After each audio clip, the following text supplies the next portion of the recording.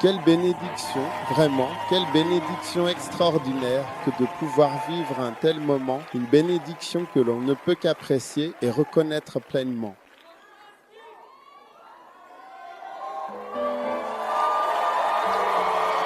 Alléluia. Prions. Père, merci beaucoup pour ta bénédiction, tes voix et ta parole. Merci de nous guider et de nous bénir. Nous sommes reconnaissants. Au nom puissant de Jésus-Christ, nous te remercions de nous avoir appris à t'aimer. Au nom puissant de Jésus, et tout le monde dit Amen. Amen. Vous pouvez vous asseoir.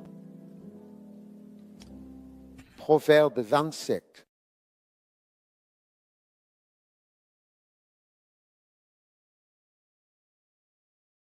Je voudrais partager avec vous les grands effets de votre prière, c'est-à-dire tous les bienfaits et les changements positifs que votre prière peut apporter dans votre vie quotidienne, les grands effets de votre prière et comment votre prière va vraiment vous aider à cause de tant de choses en vous apportant du réconfort, de la force et de la paix intérieure.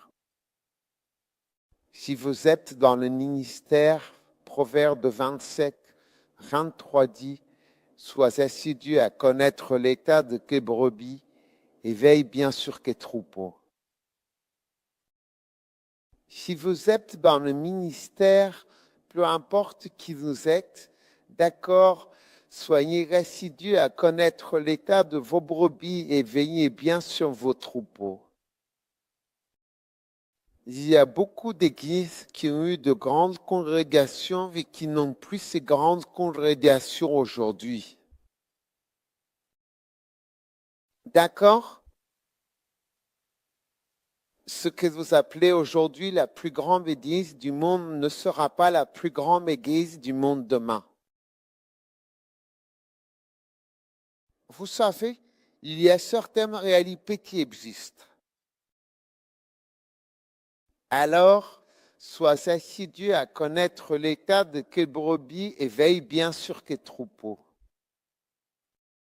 Verset 24, car la richesse ne dure pas toujours et la couronne subsiste, elle, de génération en génération.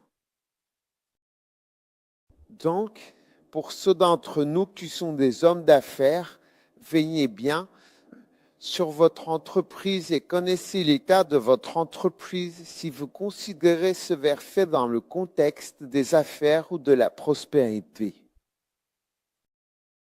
Il y a effectivement ici un aspect de prospérité. Il est dit, la richesse ne dure pas toujours. Donc, ceux qui sont riches aujourd'hui ne sont souvent pas les mêmes que ceux qui seront riches demain. D'accord?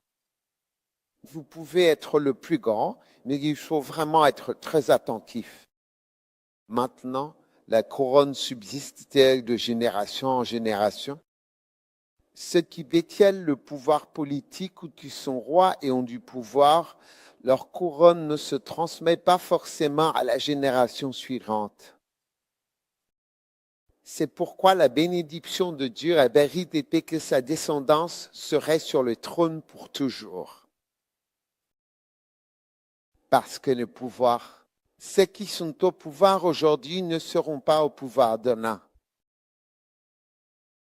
Vous savez ou pas vrai? Déjà. Je dis, vrai ou pas vrai? Déjà. Si vous étiez venu en Afrique du Sud il y a 40 ans, vous auriez vu un autre type de gouvernement. Il y a 40 ans. Il y a 30 ans, vous auriez vu un autre type de gouvernement. Vous n'auriez vu aucun homme noir à la télévision en train d'expliquer quoi que ce soit concernant le gouvernement. Vrai ou pas vrai? صديق. Mais aujourd'hui, la couronne n'a pas été transmise à la prochaine génération de Blancs en Afrique du Sud. La couronne n'a pas perdu.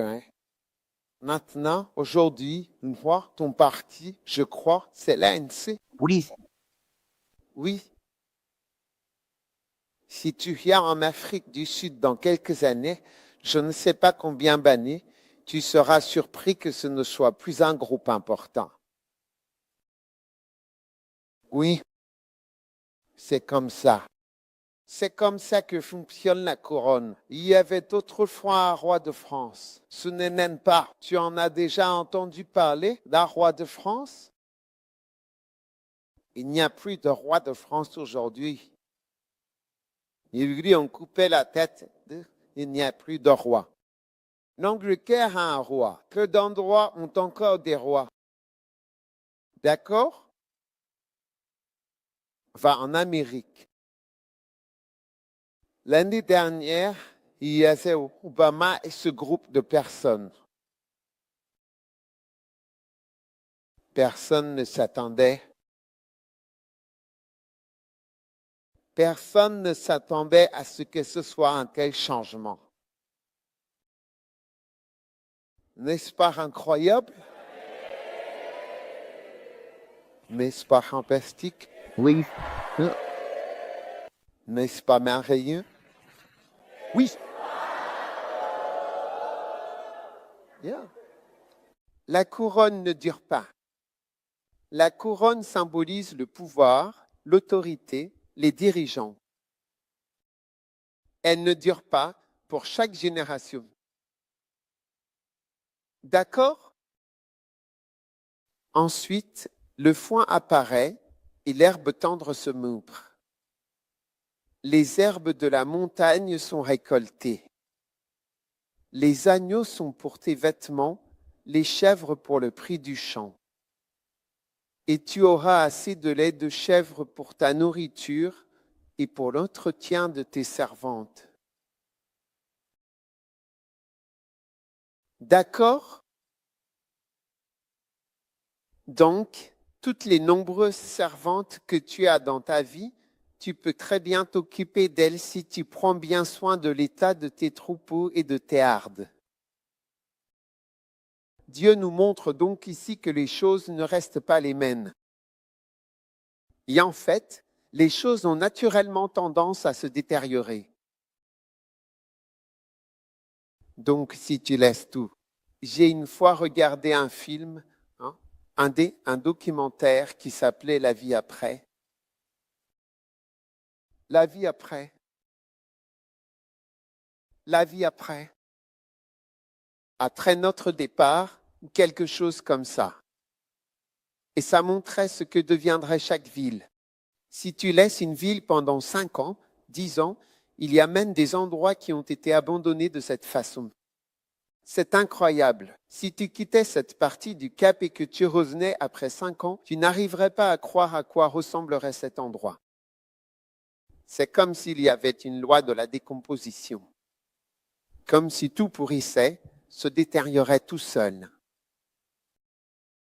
Tu vois? Donc, ce ne sont pas seulement les structures physiques qui se dégradent, mais tout ce que nous construisons, faisons et créons commence à se détériorer. C'est comme ton corps. Ton corps commence à se décomposer très peu de temps après que tu sois adulte. Il commence à décliner. Il change. Et parfois, tu ne reconnais même pas les gens. Quand on te montre des photos en disant « c'est moi », tu réponds « non, ce n'est pas toi ». Tu dis « eh bien, c'est moi ». C'est vrai ou pas? C'est vrai. Donc, l'intercession, est-ce si tu ne pries pas, tu vois, et que tu ne fais rien, tout, sans effort, commencera à diminuer. Les troupeaux vont diminuer. Les bâtiments seront détruits. La puissance va décliner. Les richesses vont diminuer. Il suffit juste d'être là et de ne rien faire. Donc, sans l'effort qui est dirigé vers les ministères, l'effort spirituel, sans intervention, d'accord, tout décline. Amen. Donc, la prière est une intervention. L'intercession est une intervention. Tu interviens dans la situation et en intervenant, les choses changent et s'améliorent. Dieu nous a donc appelés à nous tenir à la brèche. Amen. Et empêcher la détérioration. Ézéchiel 22h30, je cherchais parmi eux un homme qui élève un mur. En d'autres termes, il y avait une brèche ici et la détérioration passait par là. Donc je voulais que quelqu'un se tienne dans la brèche comme ceci pour que la détérioration ne puisse pas passer par là. D'accord? Pour que lui, tu ne dois pas détruire le pays. Nous devons donc devenir de puissants intercesseurs. Et c'est pourquoi, vous savez, comme le disait le docteur Hugo, si vous n'êtes pas sérieux et travailleur, votre Église ne peut pas et ne fonctionnera pas. La paresse est l'une des raisons pour lesquelles on reste bloqué au même endroit. Les gens ne réalisent pas que la paresse, la pure paresse, le fait de paresser. Derrière de nombreux échecs, il y a la pure paresse. Si tu vas voir une personne à succès et que tu examines sa vie personnelle, tu arriveras à deux conclusions à son sujet. Premièrement, soit la personne n'a pas de don particulier et elle est simplement travailleuse, soit elle a le don du travail acharné. Tu comprends? Ne comprends pas ce que je dis. Si tu examines la vie de n'importe quelle personne à succès, tu verras que soit cette personne n'a pas de don particulier, elle est simplement travailleuse et c'est le travail acharné qui produit les résultats, soit elle a le don de travailler dur. Comme si son don, c'était de travailler dur. Le don que Dieu lui a donné, c'est simplement de travailler dur. Ou alors il est tellement doué, il a tellement de talent que ce don le pousse à travailler dur. Je ne sais pas, c'est la même chose.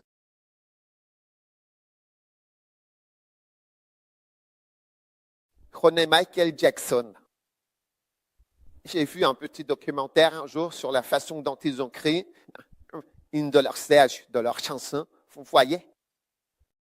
Et je veux dire, le genre de travail qu'il faisait, c'était vraiment un travail acharné. Et j'ai vu un autre documentaire où quelqu'un lui rendait visite. Il était tout seul en studio à travailler sur la musique, à essayer de l'améliorer, à essayer de faire quelque chose à la musique. Vraiment, vraiment un travail très dur. En fait, il reprochait à son père, vous savez, de ne pas avoir profité de la grille et tout ça. Son père le faisait travailler tellement dur, chanter tout le temps, répéter sans arrêt. Je suis surpris qu'il reprochait ça à son père parce que c'est justement ça qui l'a rendu célèbre. Puis il y a des gens qui accusent leur père pour tout cueillir. Ce n'est pas une bonne chose, vous voyez? Bref, j'écoutais comment il s'appelle déjà. Tiger Woods, vous savez, son entraînement sur le parcours de golf, c'est très dur, vraiment, vraiment très difficile. Ceux d'entre vous qui ont déjà joué au golf savent que c'est l'un des jeux les plus difficiles que l'on puisse. On peut avoir de la chance un jour, mais la plupart du temps, c'est pour ça qu'ils jouent la compétition sur 4 jours. Ils commencent toujours le jeudi comme ça. Si c'est de la chance, d'ici dimanche, la chance sera terminée. On ne peut pas avoir de la chance tous les jours. C'est vrai. Donc, ils jouent toujours le jeudi, vendredi, samedi et dimanche. C'est comme ça que la compétition se déroule. On ne peut pas être chanceux tout le temps. Si c'est de la chance, d'ici dimanche, elle aura disparu. Donc, Tiger Woods a travaillé très dur. Toutes les personnes qui réussissent, peu importe le domaine, vous voyez, l'évêque Oyedepo, le pasteur de probablement la plus grande église individuelle au monde et du plus grand bâtiment d'église, vous voyez, il y a 50 000 personnes dans l'église, de vraies personnes, de vraies. De vraies personnes. De vraies personnes avec de vrais, vous pouvez les toucher, ils sont réels. Ce ne sont pas des chiffres d'ordinateur. Oui, pétage 52000 à l'extérieur. Il y a 2 jours, j'ai vu une photo de l'église, des gens à l'intérieur et des gens à l'extérieur. Oui, il y a 52 000 personnes dehors et 50 000 à l'intérieur. Et il fait 4 cultes de son plein, donc 102 000 plus 102 000. Puis les autres arrivent, donc c'est presque 400 000. Wow. Personne présente le dimanche matin. Wow. Oui.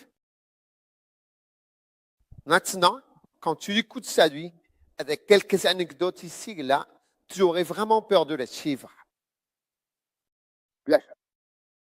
C'est un homme dur. Oui, très dur, travailleur, il jeûne tout le temps. Il disait que les gens lui disaient, prends ton temps, frère David, prends ton temps. Le monde, il disait, non, il ne peut pas prendre son temps, il travaille pour le Seigneur. Oui. Quand il a trouvé un livre de Yonggi Cho sur la croissance de l'Église et les systèmes de cellules, il a pris le livre, en a fait des copies pour tous ses pasteurs, les a distribuées à tous ses pasteurs pour qu'ils l'étudient. Revenez dans 2 semaines et nous allons analyser le livre et voir ce qui nous manque. Et voir quoi? Oui. Ce qui nous manque. Les pasteurs ne font pas ça. Très souvent. Presque. Beaucoup de pasteurs ne font pas ça. Ils regardent juste et disent, oh, ça, c'est toi. C'est coréen. C'est pour ça que ça se passe comme ça. C'est un truc coréen. Tout comme certaines personnes diront, oh, c'est un truc ghanéen. Amen. Ce sont les Africains de l'Ouest. Cette façon de parler avec Guedin, c'est la voix d'un insensé. D'accord. Je n'ai pas dit que tu étais un insensé. Si tu es l'insensé, continue de sourire et regarde devant toi. Personne ne saura que c'est toi.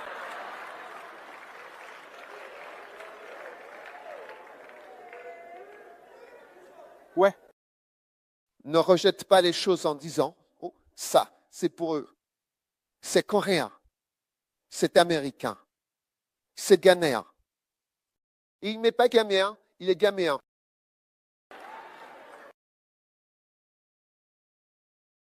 Mais il faut continuer à dire ghanéen. Ouais. C'est pour ça que je te corrige.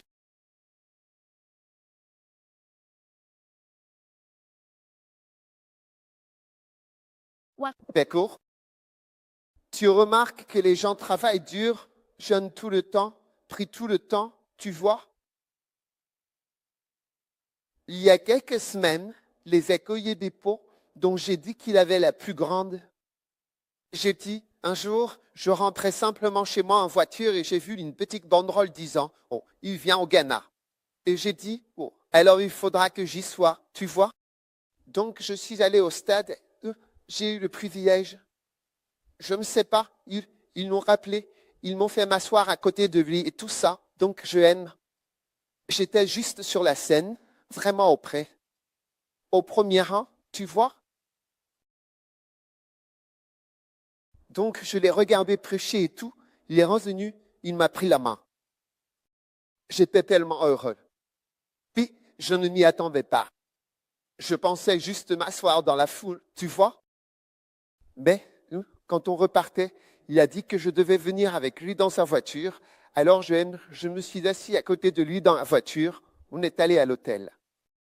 Quand on est arrivé à l'hôtel, un hôtel magnifique, superbe, le plus récent hôtel qu'on ait au Ghana, le meilleur hôtel ghanéen.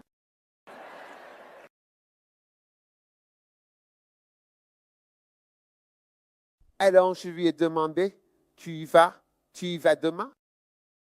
Il a dit, non, non, non, j'y vais ce soir. J'y vais ce soir. Il a dit, demain, c'était vendredi, on était vendredi.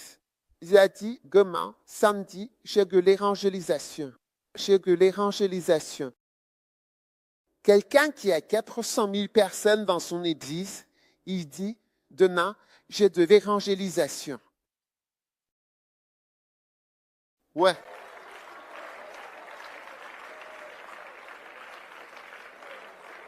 J'ai dit, tel genre d'évangélisation, tel type d'évangélisation. Il a dit, non, non, on va au coin de rue, partout. Ah non, j'ai dit, il a dit, oui, oui, ma femme va ici, moi je vais là. Et il a dit, oh, la dernière fois, j'ai gagné 67 âmes. J'ai gagné 100 et quelques âmes. Alors il a dit, tu sais, j'ai acheté. Il m'a dit, j'ai 2 voitures pour ça. Il a dit, on n'a pas de haut-parleur, rien du tout.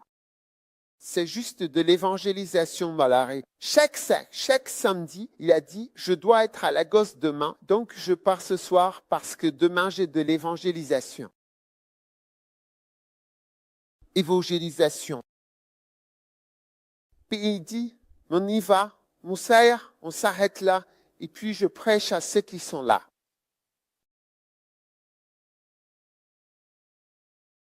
Et puis il a dit, si jamais il y a trop de monde, alors j'ai le mégaphone, et j'utilise le mégaphone, je leur prêche, ils donnent leur vie à Christ. Donc, et il me disait, ma femme a gagné 60 âmes, quelque chose comme ça. Et puis moi, j'ai gagné ces âmes-là, donc on gagne des âmes.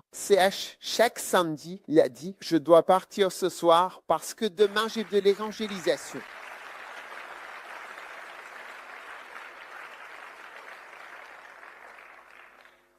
Si tu regardes un peu le parcours des personnes qui réussissent dans le ministère, tu te rendras compte que tu es en vacances comparé à eux.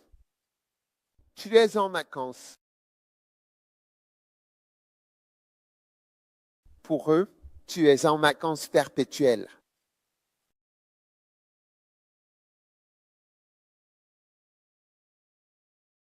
Vacances perpétuelles. Et j'ai décidé que j'allais avoir.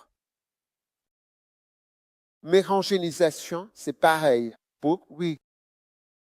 Chaque samedi, j'ai décidé si cet homme qui a 100 000 personnes qui viennent là, je dis 100 000, mais en réalité, presque 400 000 personnes viennent à l'église le dimanche et il va quand même faire de l'évangélisation pour gagner 67 âmes et il en est très heureux. Quand tu ajoutes 67 à 400 000, est-ce que ça change vraiment beaucoup la fréquentation?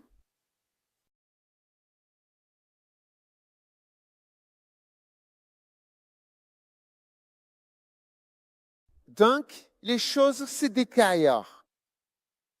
Et en fait, tes efforts spirituels doivent d'abord vraiment suffire à amener absolument tout à zéro. Et il faut encore plus d'efforts pour aller bien au-delà de zéro. C'est pour ça que ça demande autant d'efforts.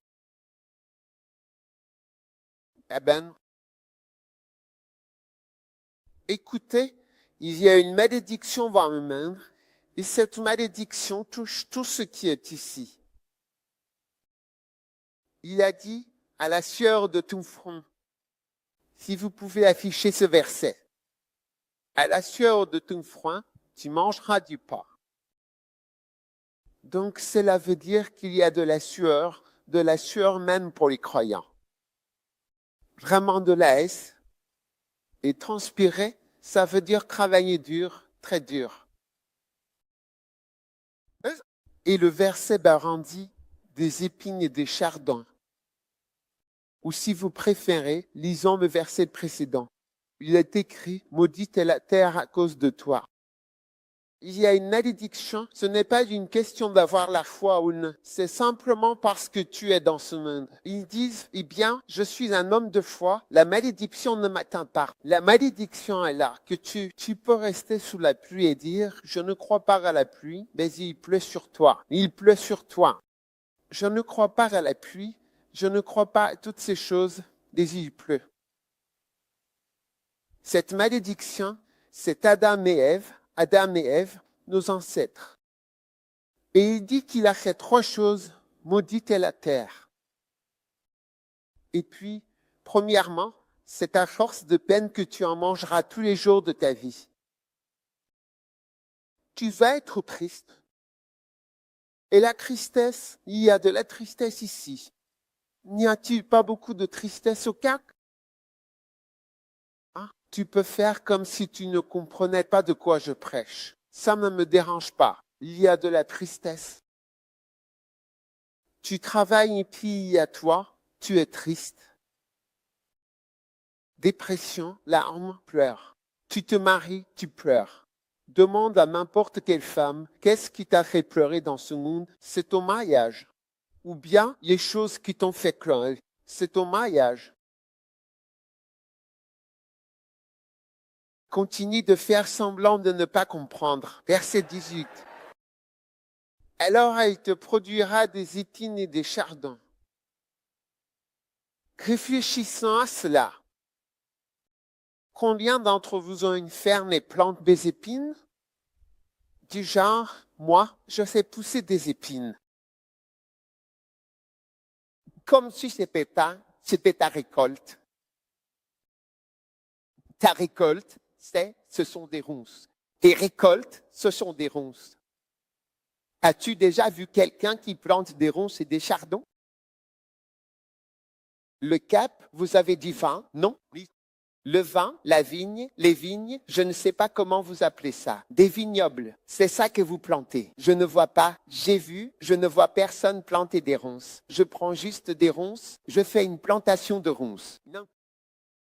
Donc, ça veut dire que tu plantes une vigne, tu plantes du maïs et tu obtiens quelque chose auquel tu ne t'attendais pas. Oui.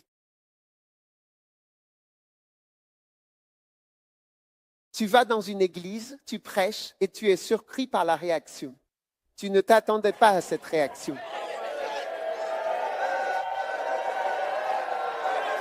Oui.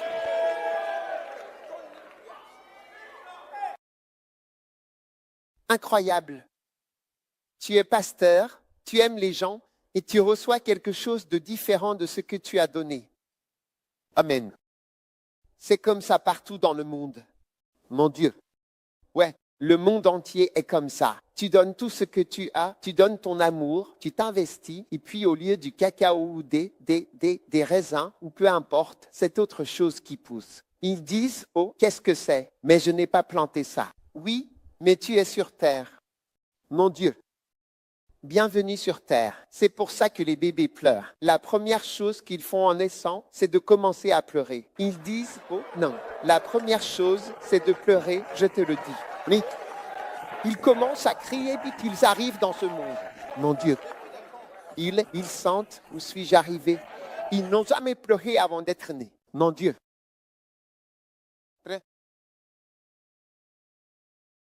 L'une des choses qu'on mesure, c'est combien de minutes il te faut pour commencer à pleurer. Ça s'appelle le score d'Apgar. On s'attend à ce que tu pleures très vite. Si tu tardes ne serait-ce que 3 minutes, c'est un problème. Tu n'es pas normal. Tu n'es pas conscient de l'endroit où tu es. Tu es perdu. Tu ne sais pas où tu es arrivé. Oui. Tu as atterri au Cap.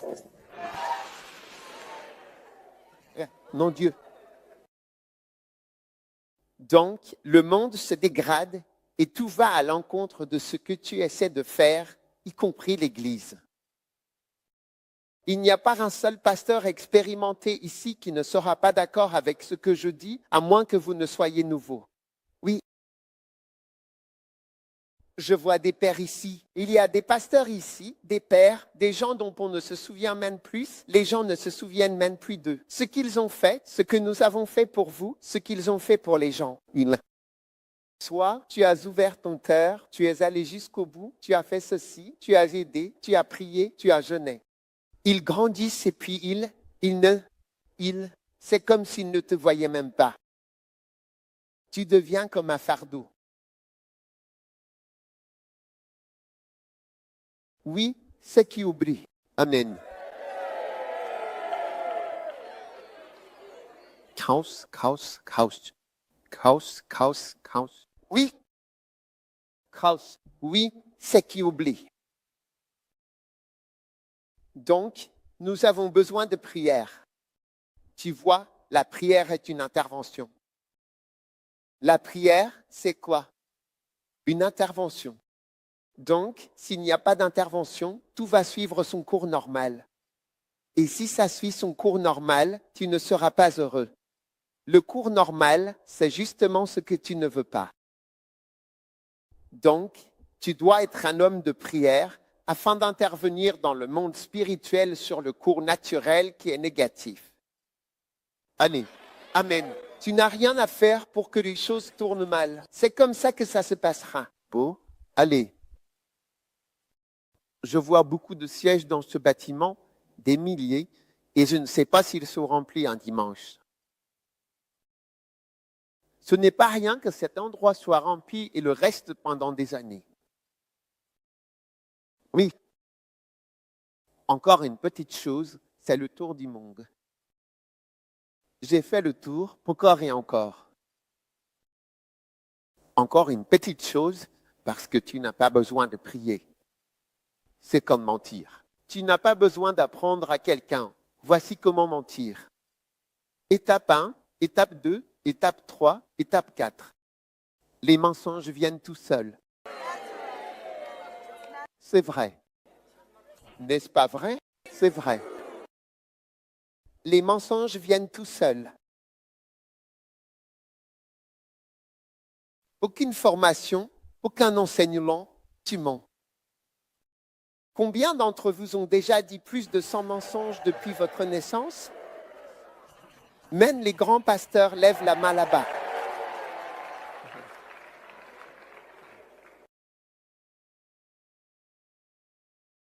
Très bien. Alors, j'ai besoin que nous nous levions avec des interventions fortes.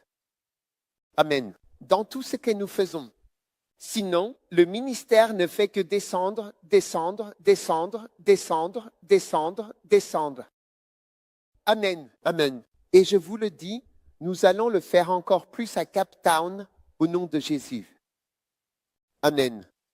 Et vous savez quoi? Je veux vous dire quelque chose. Ton esprit meurt avant que ton corps ne meure. Oui. Oui, et ton esprit vieillit avant que ton corps ne suive. C'est ça, oui. Vous voyez, John Wesley a dit quelque chose. Il a dit, les douleurs que j'avais, les douleurs et les maux que j'avais, et les problèmes que j'avais dans mon corps. Il a dit, maintenant que je suis vieux, je n'ai plus aucune de ces douleurs. Oui, je n'ai plus aucune de ces douleurs. Et à l'âge de 80 ans, dans ses 70 ans, il se levait et montait à cheval sur 80 miles à 4 heures du matin. Il chevauchait, passait toute la journée à voyager pour arriver à l'endroit où il devait prêcher. Il se réveillait à l'aube parce qu'il n'était pas encore arrivé. 80 miles, c'est une longue distance à cheval. C'est comme 150 kilomètres. Où le cheval marche, on ne peut pas galoper. Quand on monte à cheval, on ne peut pas galoper longtemps, il faut marcher. Si vous ne montez pas à cheval et que vous restez en selle pendant 30 minutes, au moment où vous descendez, le matin, vous ressentez beaucoup de douleur ici. Beaucoup de douleur, tous vos muscles sur les côtés sont très sollicités si vous n'y êtes pas habitué. John Wesley montait à cheval et prêchait. À cette époque, les chevaux étaient les voitures. Et il a continué encore et encore, inlassablement, sans jamais ralentir, jusqu'à la fin de sa vie. Et c'est cela qui explique la supériorité numérique du mouvement méthodiste. Oui. Il y avait d'autres mouvements à l'époque, mais le mouvement méthodiste était numériquement supérieur à tous les autres. C'était ce mouvement constant, ce fait d'aller partout sans jamais faiblir, sans jamais diminuer ses efforts. Au moment de sa mort, il avait acheté ou construit, je crois, environ 400 bâtiments au Royaume-Uni. Et tout le monde pensait que tout allait s'effondrer, mais il y avait d'autres pasteurs qui avaient ce même esprit. Il y avait d'autres personnes qui étaient tout aussi travailleurs et tout aussi dévoués. Si vous lisiez à leur sujet, vous verrez que certains étaient des chômeurs et de grands voyageurs, tout comme lui. Ils se comportaient exactement comme lui. Il a stimulé et encouragé de nombreuses personnes à être des disciples engagés et des travailleurs acharnés. Parce que, vous voyez, si on laisse tomber, tout s'effondre. Et aujourd'hui, dans l'église méthodiste, il y a des gens qui ne suivent pas John Wesley. Vous savez, ma belle-mère, elle est méthodiste. Elle occupe une place importante, très haut placée dans l'église méthodiste. Et un jour, j'ai dit, si John Wesley revenait d'entre les morts, je ne pense pas qu'il rejoindrait l'église méthodiste. Et ils l'ont partagé sur leur groupe de discussion méthodiste. Certains étaient fâchés contre moi, et d'autres disaient, mais il dit la vérité, hein, il dit la vérité.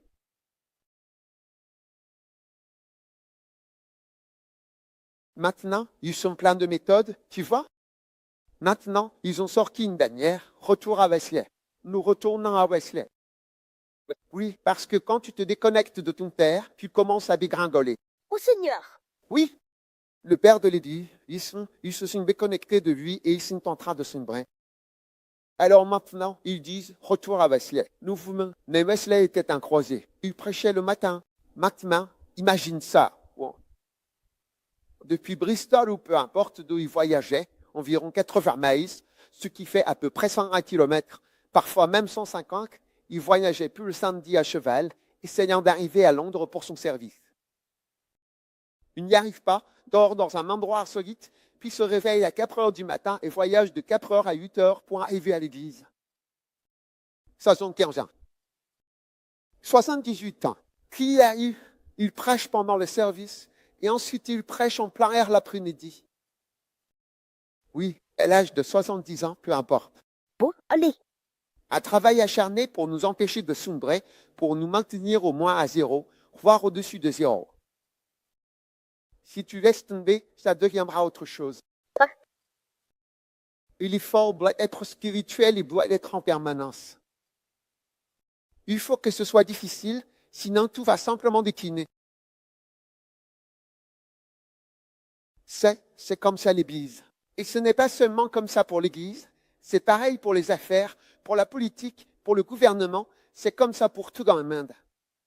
Oui. Parce que les forces tendent toujours à faire diminuer et dégénérer les choses. Dégénérer? Oh, oui, oui. Tu n'as pas besoin de faire quelque chose de mal pour que les choses se détériorent. Ça se détériore naturellement, c'est en pilote automatique. Ah, oui. Oui. Combien d'entre vous réalisent que ce que je dis est vrai? Ils ne savent. Ils ne savent. Oui. Donc, ton intervention doit être telle qu'elle t'amène à zéro ou au-dessus. Et c'est pour ça que, généralement, si tu es flegmatique, paresseux, tu n'attends même pas le zéro. Mon Dieu. Tu n'attends même pas zéro. Oui, ça continue juste de descendre et descendre. Alors tu continues à inventer des chiffres. Tu arrêtes de compter les gens, tu commences à compter les chaises. Quand quelqu'un te demande « Qu'est-ce que tu fais ?» Eh bien, je suis pasteur d'une église de 10 000 places assises. Gloire à Dieu.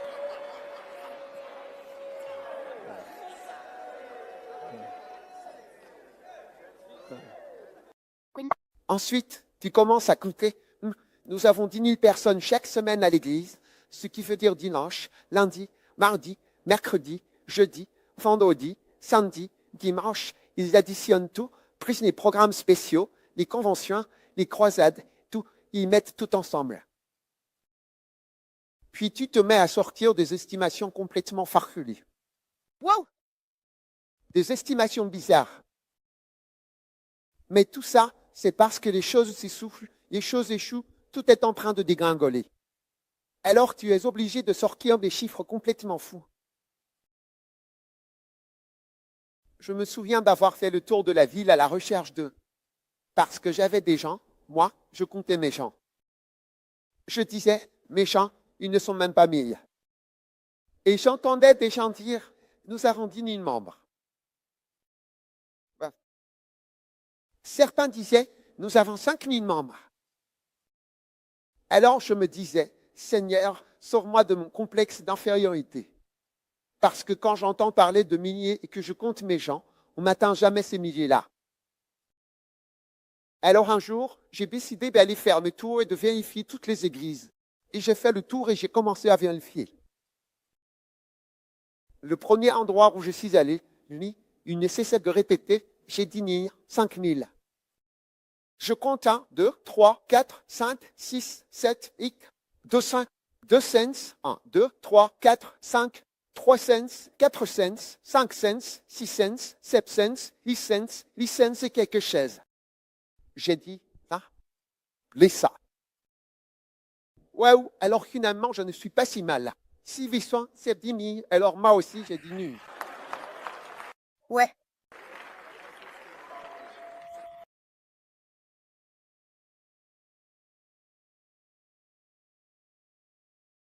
Il est donc très important pour nous de nous lever chaque jour avec des efforts interventionnistes. Amen. Dans nos églises. Amen. Amen. Et l'un de ces grands efforts, c'est la prière. La prière. La prière est une chose spirituelle et nous devons prier pour combattre la décadence qui nous touche tous. Alléluia. Amen. Amen. Amen. Maintenant, la décadence survient pour de nombreuses raisons, parce qu'il y a simplement une dégénérescence dans le système. Deuxièmement, parce que le monde exerce une pression sur nous. N'aimez pas le monde. Amen. Ni les choses qui sont dans ce monde. Deuxième épître à Timothée 4:10 dit, Déma m'a abandonné, ayant aimé le siècle présent. Donc, le monde est une forte attraction. C'est comme un aimant qui aspire nos membres. Amen. Donc, nous sommes ici dans l'église. Il y a comme un grand aimant à l'extérieur qui fait cela, qui aspire les gens et qui essaie de rendre l'église une Éden. Alléluia. Amen. Amen. Amen. Maintenant, l'église est l'église. Et Jésus, la Bible dit, n'aimez pas le monde, ni les choses qui sont dans le monde. Si quelqu'un aime le monde, l'amour du Père n'est pas en lui. Amen. Donc, les choses qui sont dans le monde ne devraient pas nous attirer, mais nous voulons tellement être acceptés par le monde.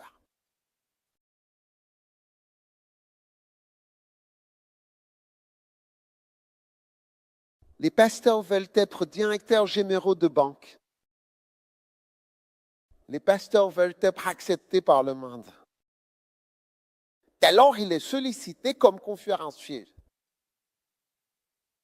Il est intervenant, conseiller auprès des gouvernements, conseiller auprès des institutions d'entreprise.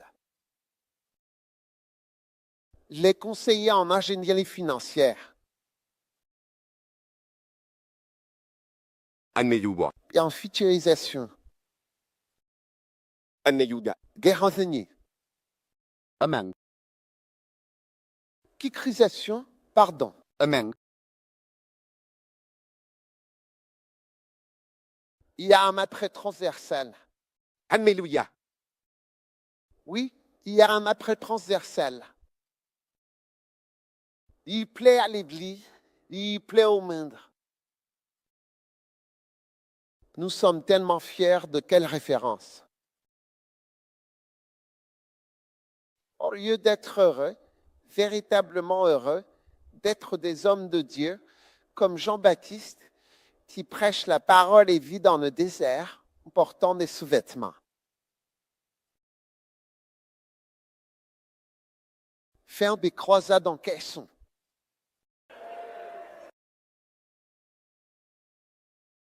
Hey! Nous voulons que le monde nous aime. Alléluia. Amen. Nous voulons que toutes sortes de personnes soient dans notre église. Alléluia. Amen. Amen. Amen. Oui, mais il y a un chemin étroit, et la Bible dit, entrez par la porte étroite, car large est le chemin, spacieuse est la porte qui mène à la perdition. Maintenant, nous voulons être acceptés par le monde. Le monde devra dire, waouh, j'aime ton église. Ton église est pleine d'amour. Ton église est bienveillante. Ton église est ouverte. Cet homme n'est pas ouvert. L'homme n'est pas ouvert parce qu'il prêche la parole de Dieu. Amen. Donc le monde met la pression sur l'Église. Oui, c'est pourquoi dans le monde, dans l'Église, on prêche autant sur l'argent parce que l'argent est le Dieu de ce monde. Amen. Amen. C'est pour ça que les pasteurs parlent toujours de prospérité et d'argent, mais pas de l'évangile, de Jésus. Amen. Aller jusqu'aux extrémités du monde. Bon, non, non, non, non. Les pasteurs ne sont plus comme ça aujourd'hui. Nous aimons davantage les choses du monde, la convoitise des yeux, les diamants, l'or, les coiffures, les chaussures, et tout cela. Oui, les vêtements. Oui, vraiment les voitures.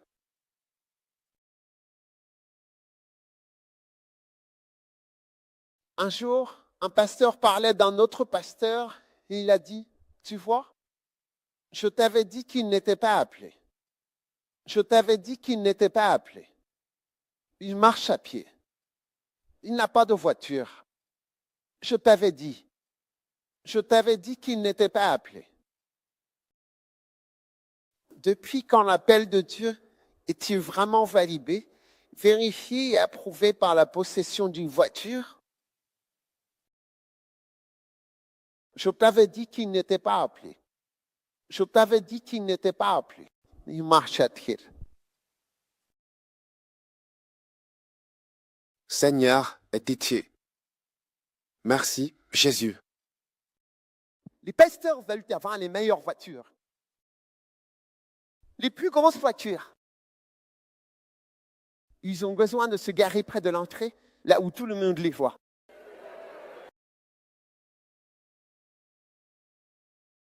À quoi sert d'avoir une très belle voiture si personne ne la voit? Tu es le seul à la voir.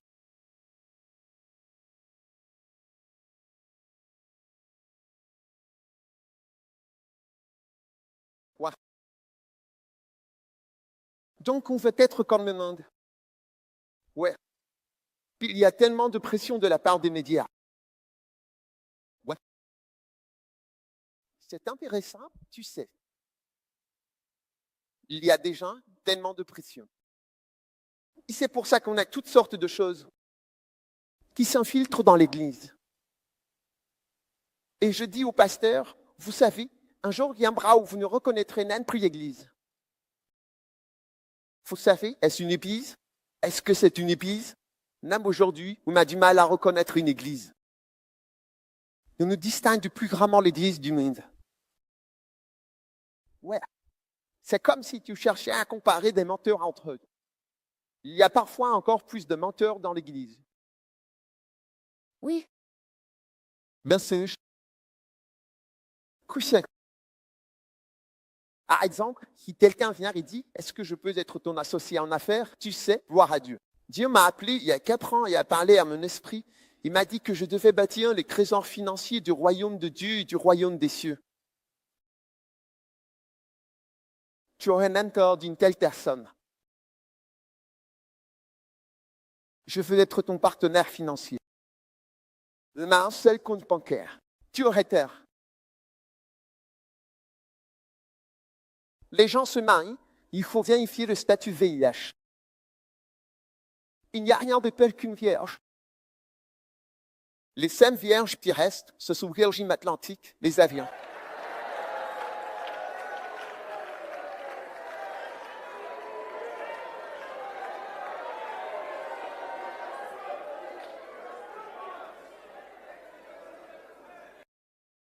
Et beaucoup de pasteurs ne veulent pas mentionner les péchés et les choses qui sont dans la Bible.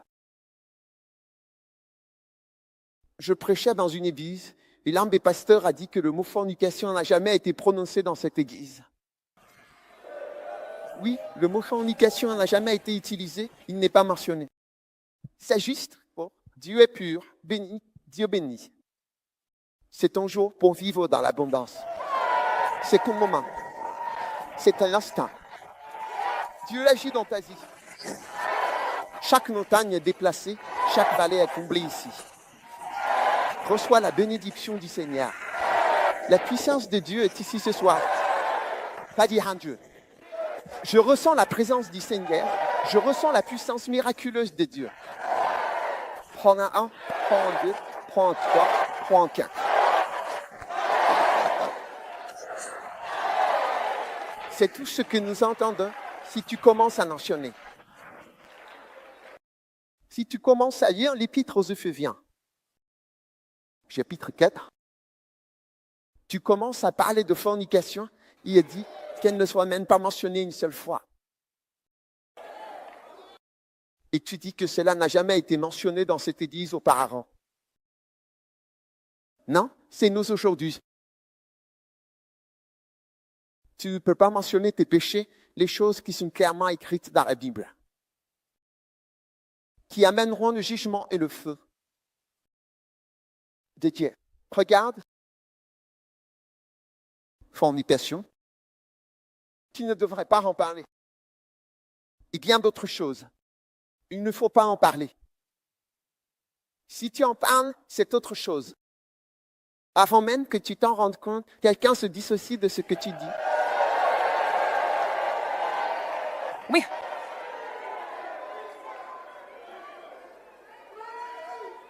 Et qualifie cela de hautement provocateur. Hautement provocateur. Comment est-ce possible? Mais tu vois, petit à petit, je te le dis, si tu veux, essaie de mourir et de ressusciter. Dans 10 ans, regarde ce qu'il y aura en Afrique du Sud. Pour ressusciter dans 20 ans, 30 ans, et regarde comment ce sera. Tu ne reconnaîtras peut-être même pas dans quel pays nous sommes. Tu te demanderas, sommes-nous dans l'une des cités antiques?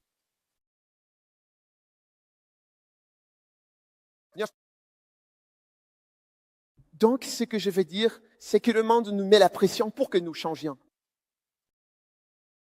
Alors, si tu ne pries pas, tu seras surpris qu'on t'appelle pasteur. Tu sais, je te dis, il y a des gens qui n'arrivent pas à croire que nous sommes pasteurs. Des gens sont partis comme missionnaires, des gens sont partis d'ici comme missionnaires. Ils sont allés sur des îles, puis ils se sont allongés sur la plage, mourant en mangeant des souris. Ils mangeaient des souris pour survivre. Moi, j'ai mon hamburger, ils avaient des souris de cœur. Et ils sont morts, des missionnaires sont morts sur la plage. Ils partaient comme missionnaires. Ils ont juste réussi à atteindre la plage. Il y a eu un naufrage. Le marécage n'est pas arrivé, ils ont mangé des souris. Ce sont des gens qui étaient missionnaires. Des gens ont donné leur vie. Regardez-nous. Les gens n'arrivent pas à croire que nous sommes chrétiens. Mais pas seulement maintenant. Je vous donne 20 ans, 10 ans.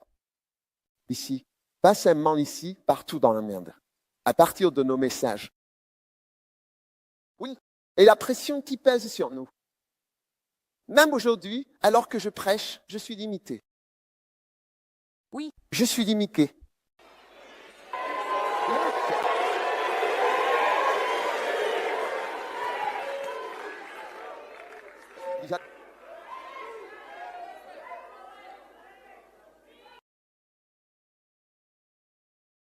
De peur que vous ne vous dissociez de la prédication que je fais.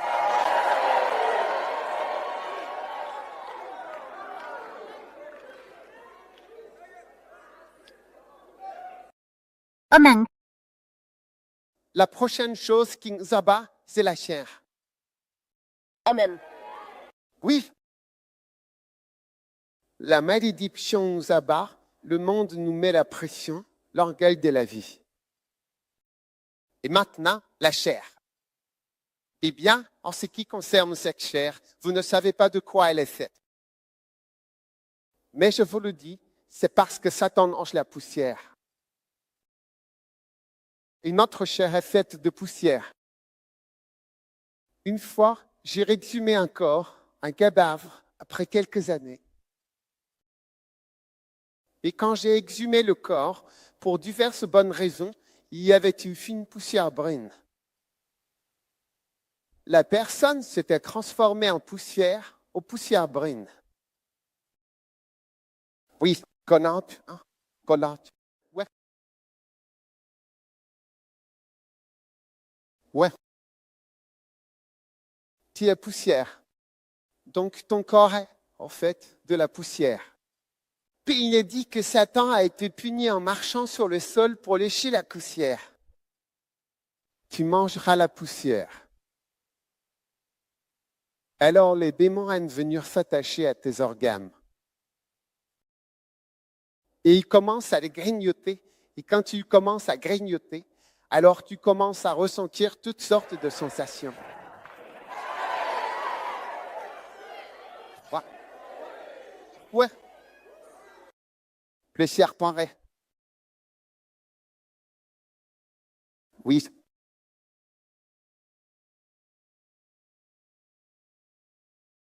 Si tu vois un mort, en fait, même quand tu incinères, c'est de la petite poussière comme ça. C'est juste de la fine poussière. Et Satan adore la manger. Il dit, tu mangeras la poussière. Oui. Donc, notre chair, je te le dis, il n'y a personne ici qui ne s'inquiète pas pour sa chair. Yeah. Bon, ah, toi, c'est parfait. Tu vois? Oui. Ouais. C'est comme si tu te laissais aller, tu deviendrais un pécheur. Je veux dire, tu serais même pire qu'un pécheur professionnel. Comment? Comme un pécheur qui n'est pas né de nouveau. Tu comprends ce que j'ai dit?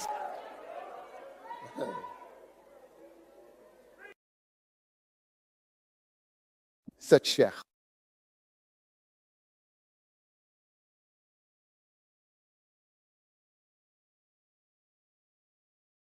Amen. J'ai entendu une fois un Gichot dire que, tu sais, quand il était un jeune pasteur, il voulait devenir arrière-pasteur.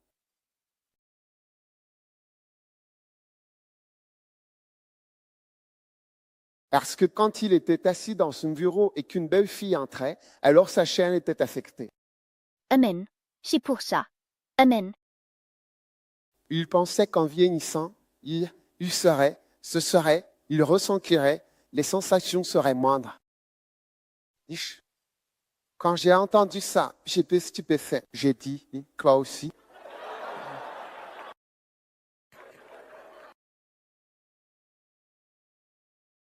Quiconque fait quelque chose pour Dieu, ce n'est pas qu'il n'a pas de chair.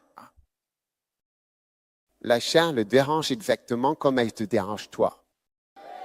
La seule différence, c'est qu'il arrive à la surmonter et à l'emporter. C'est ce qu'il fait. Mais ce n'est pas qu'il n'a pas les mêmes sentiments que toi et les mêmes tendances que toi. C'est normal si tu es ici. Tu ne dois jamais laisser tes sentiments t'éloigner de Dieu. Certains d'entre vous, vous êtes assis à l'église, le pasteur prêche et vous pensez plutôt à quel point il est beau. Au lieu de recevoir la parole et la révélation qui arrive. Alléluia. Vous regardez à quel point le pasteur est beau.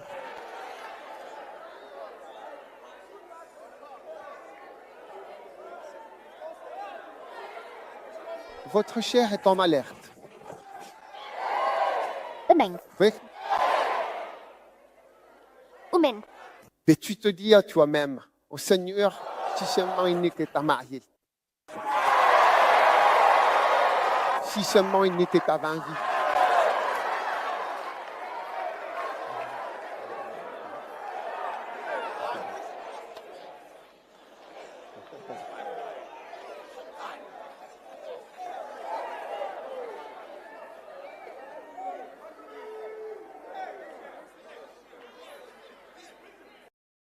Un jour, après l'église, une sœur est venue.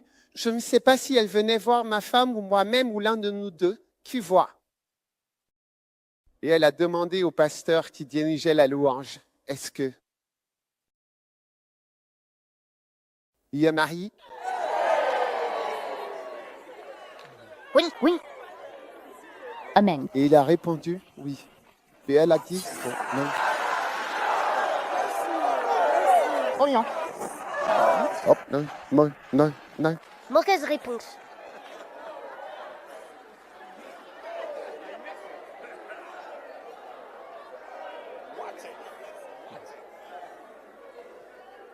Combien d'entre vous réalisent que votre chair est bien réveillée et trop vivante?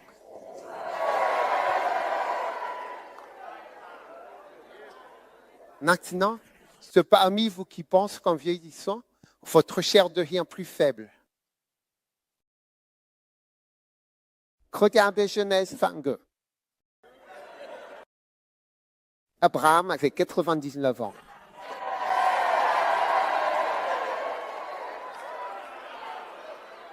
« 99 ans. Il est écrit, il y arriva, après ces choses, que Dieu mit Abraham à l'épreuve.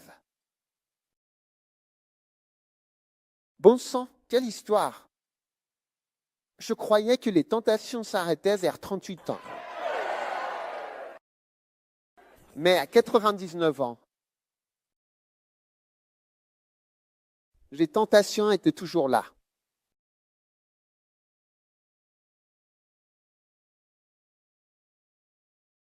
C'est incroyable, non?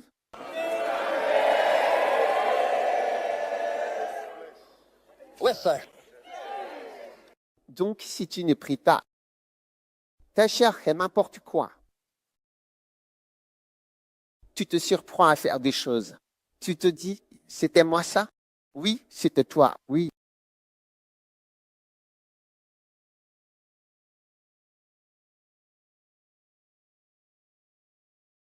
Ta nature.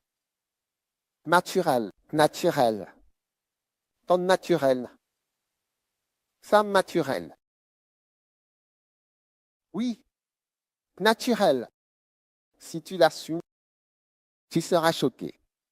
Oui. Naturel.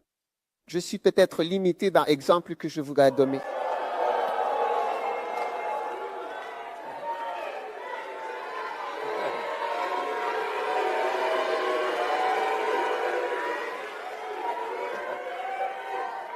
Mais tu connais les exemples. Tu connais les exemples.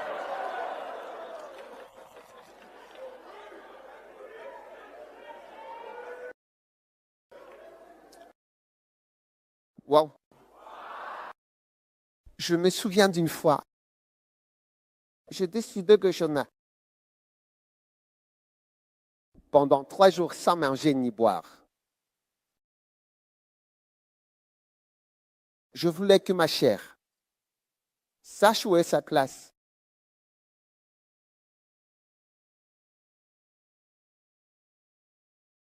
Là, moi, j'ai jeûné le premier jour, le deuxième jour, le troisième jour.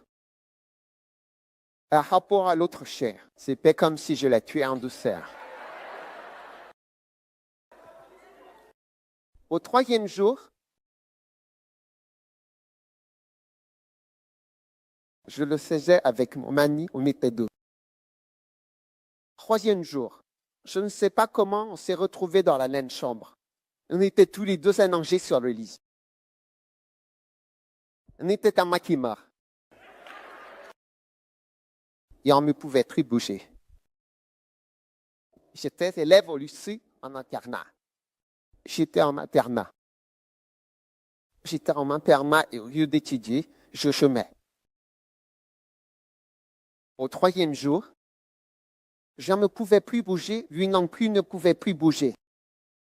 Donc on était comme deux cadavres allongés sur le lit. Et là, soudainement, quelqu'un est venu frapper à la porte. C'était un débarras. Quelqu'un est venu dire, ta mère est là. Ma mère était venue me rendre visite pour m'apporter à manger. Et j'ai dit à la personne que je ne pouvais pas venir. Je ne peux pas bouger. Alors dit à ma mère de rentrer à la maison. Tu te rends compte? Oui, j'ai dit, prends la forme que tu veux, je ne peux pas ouvrir, je ne peux pas bouger. J'attendais 6 heures. Puis je rampais comme un serpent jusqu'à la porte. Dingue. Après ce jeûne, je me suis dit, je sais que des gens arrivent à jeûner pendant 15 jours. Un frère me disait qu'il jeûnait pendant 21 jours. Il en était à son 18e jour. Aucune nourriture du tout. Oui, et il était à Londres. Il prenait le bus. Alors il a dit oui, mais se souvenait même plus qu'il jeûnait. Il a commencé à courir après le bus. Puis il s'est mis à courir. Il en était à son 18e jour. Il avait oublié qu'il jeûnait. Alors je me demandais comment c'est possible. Au bout du 3e jour, j'étais presque mort. Alors j'ai décidé de refaire cette expérience. J'allais jeûner encore 3 jours, mais cette fois, je me réveillais à l'aube pour prier, parce que je ne priais pas beaucoup. J'essayais juste de tenir jusqu'à 18 heures.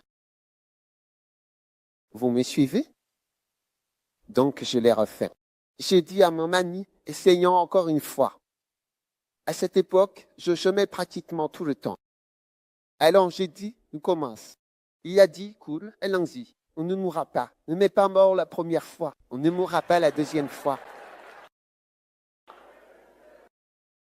Donc on a commencé le jeûne. Et cette fois, à 4 heures du matin, j'étais en train de prier. Croyez-le ou non, c'est l'une des plus grandes expériences que vous puissiez tenter. Que j'ai jamais faite. Expérience scientifique.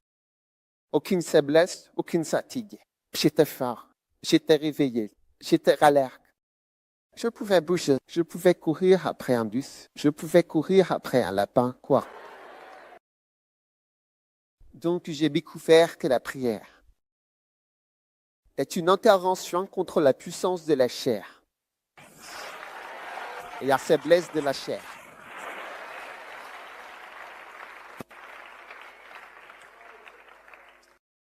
Donc il faut, quand tu ne pries pas, ta chair va simplement dominer.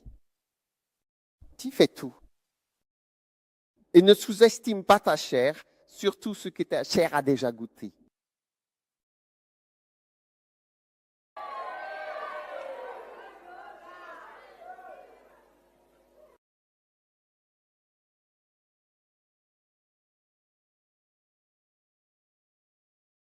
Quel est le nom de ta nourriture? Qu'est-ce que tu manges? Une personne de couleur? Qu'est-ce que tu manges? Une personne de couleur? Qu'est-ce que tu manges? Brie. Chamosa. Comment ça s'appelle? Curry. Curry? Oui, C'est ta nourriture principale? oui, Oui. D'accord. Et les noirs, ils mangent quoi? Boy, ben les mamas. C'est correct?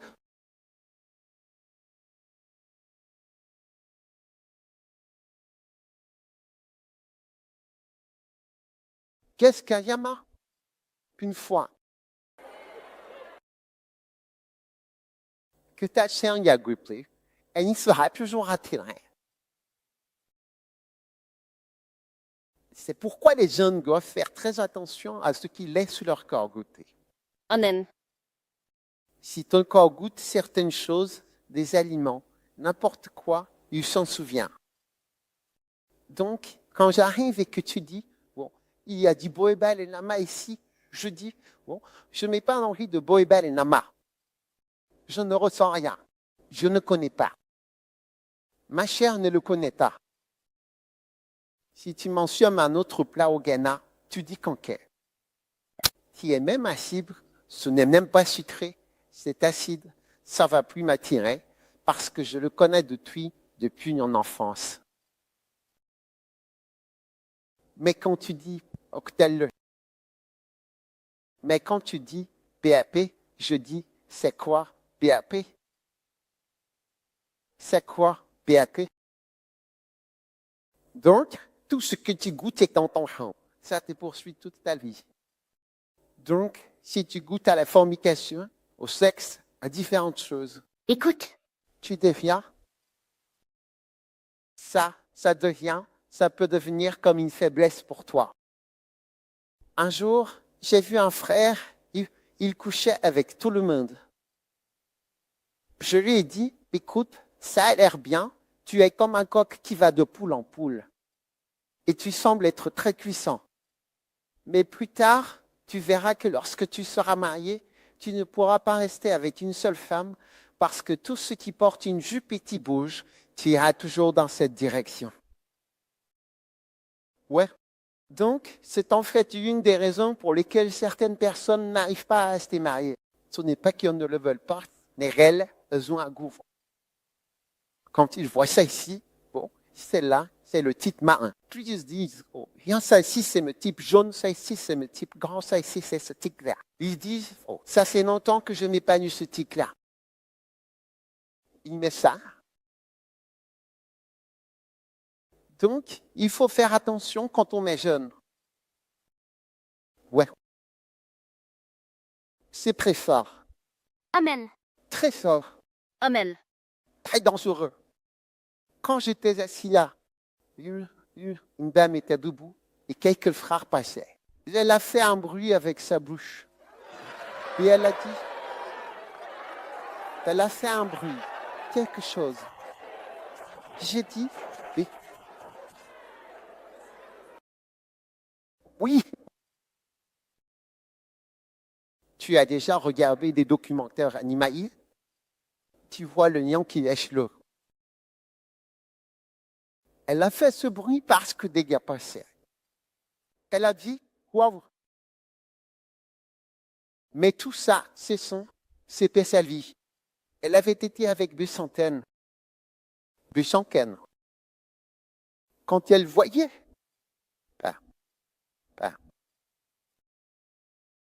c'est ce qu'elle commet. Oui, c'est ce qu'elle commet. Si tu épouses cette personne, tu seras en train de dormir la nuit en pyjama et elle sera en train d'escalader le mur, partant quelque part d'araignée.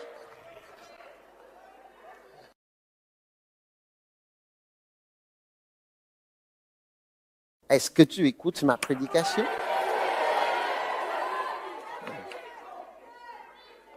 Amen. Alors, il faut devenir spirituel, surtout les jeunes. Soyez spirituels. Battez-vous.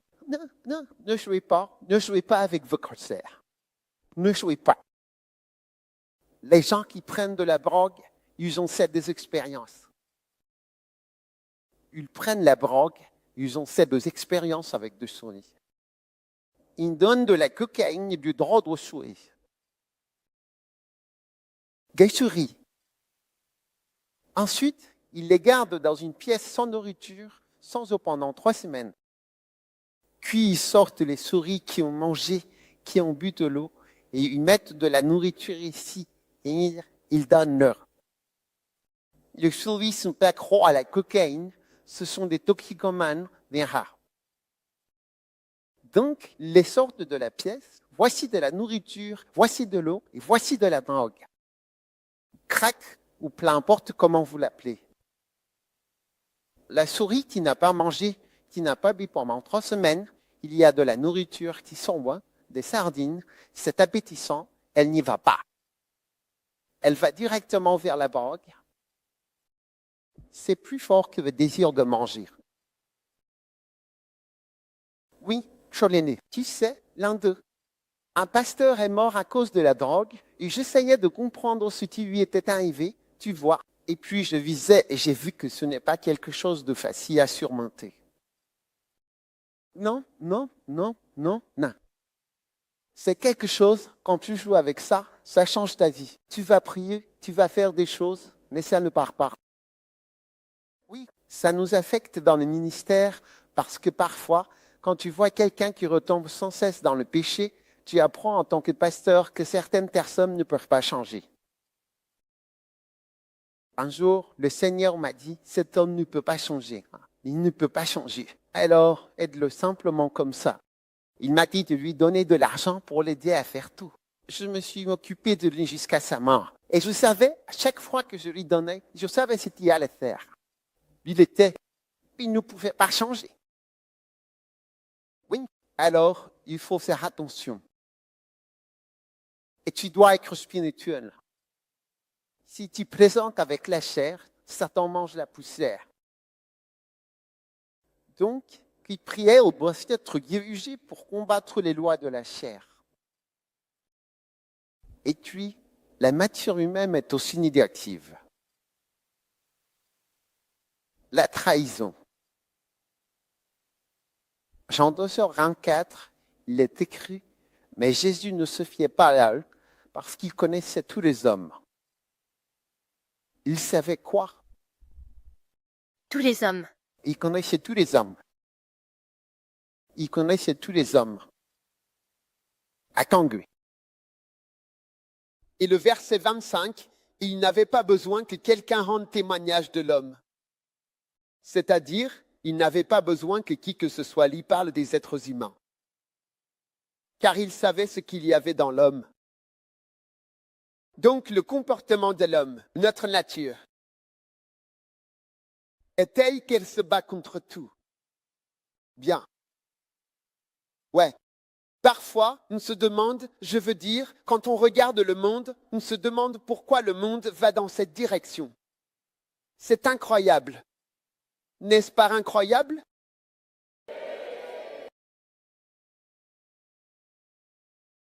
Ouais.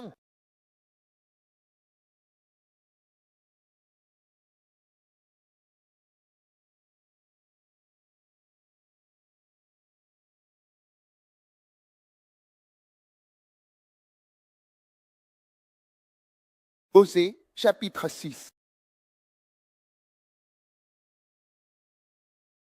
Et verset 7. Lisons d'abord le verset 6. Verset 6. Car j'ai désiré la miséricorde et non le sacrifice, et la connaissance de Dieu plus que les holocaustes. Amen. Maintenant, faites attention à celui-ci. Mais regardez ceci. Il, comme les hommes, comme qui? Comme les démons. Comme des démons, comme des anges déchus, comme ce que les hommes ont fait, ce qu'ils ont transgressé, l'alliance qui est désobéie, et puis, deuxièmement, ils ont agi avec perfidie. La déloyauté est la nature de l'homme, pas seulement dans l'Église de l'homme, que ce soit dans l'Église ou en dehors de l'Église. En politique, tout le monde est perfide jusqu'à ce qu'il soit découvert.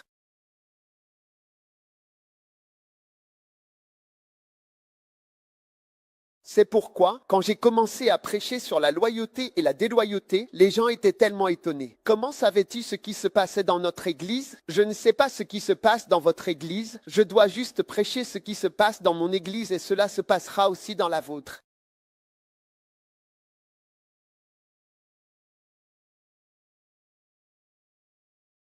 Je n'ai pas à prêcher ce qui se passe dans votre église, je dois prêcher ce qui se passe dans la mienne. Cela arrivera dans la vôtre. Osée 6, 7. Comme des démons. Comme quoi? Comme des hommes. Ils ont transgressé l'alliance et là, ils ont agi de façon perfide. Contre moi. Déloyauté. Alors, plaisante avec ça. Tout le monde sera déloyal. Tout le monde se retournera contre toi. Tout le monde te combattra. Tout le monde te trahira comme Judas. Tout le monde murmurera. Tout le monde se plaindra. Tout le monde parlera contre toi en douce. Tout le monde te sourira. Et quand tu auras le dos tourné, ils parleront contre toi. Tout le monde est comme ça, à moins que tu ne leur apprennes que c'est mal. Amuse-toi avec ça et tu verras par toi-même. Amuse-toi avec ça. Les gens n'auront pas de mémoire. Ils ne se souviendront pas de leur père. Les cheveux gris. La Bible dit, tu te lèveras devant les cheveux gris et tu les honoreras. Ils ne se souviendront pas de toi. Tu les quittes, ils ne te respecteront même pas. Ils ne le feront pas. Tu seras surpris. Tu diras, tu ne te souviens pas? Ils diront, ton temps est passé. Ils diront, ton temps est passé. Ils diront, regarde, Dieu fait des choses nouvelles. Voici, je fais une chose nouvelle. Voici, je fais une chose nouvelle. Comme moi, c'est normal. C'est normal. Ils vont te mettre de côté, tu ne croiras même pas qu'ils sont en train de te mettre de côté, ils vont t'écarter. Ils ne vous honoreront jamais normalement. Si tu n'enseignes pas aux gens à honorer, ils ne t'honoreront jamais. Cela n'arrivera jamais naturellement tant que tu ne leur auras pas appris. Honore-moi. Souviens-toi, le jour de mon anniversaire, c'est ça, ou le dimanche de Galates 6h06, ou n'importe quel moment pour honorer les pères, honorer le passé. Si tu veux, laisse faire naturellement. Personne ne se souviendra jamais de toi. C'est la nature humaine, c'est comme ça que sont les gens. Souviens-toi de ce que dit la Bible, Dieu n'est pas un homme pour qu'il agisse ainsi. Quel mensonge? Le mensonge fait partie de la nature humaine. Donc Jésus n'avait pas besoin que quelqu'un lui parle d'un homme ou de ce qu'il y avait dans l'homme. Tu sais ce que j'avais en tête? Ces gens-là, ils se retourneraient encore. Regarde ce que Jésus a fait. Il a prêché, guéri, sauvé, servi. Il a nourri 5000 personnes. Il devait y avoir des milliers de personnes à Jérusalem qui ont bénéficié du ministère de Jésus. Et quand le moment est venu, qu'a-t-il récolté de leur part? Forne, des chardons. Pierre a dit, je suis désolé, je ne sais pas. Qu'es-tu là? Moi? Eux, tu sais, révérend docteur. Jésus? Je ne sais pas, je ne le connais pas. Thomas, je ne sais pas. Judas, monsieur, donnez-moi 30 pièces, je vais me débarrasser de cet homme stupide. Il est déprimé, il répète toujours qu'il va mourir. Il est fou. Vrai, pas vrai? Vrai, pas vrai?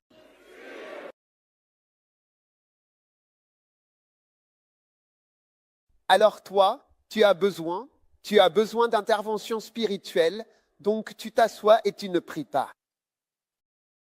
Toute l'Église ira dans ce sens. La chair ira dans ce sens.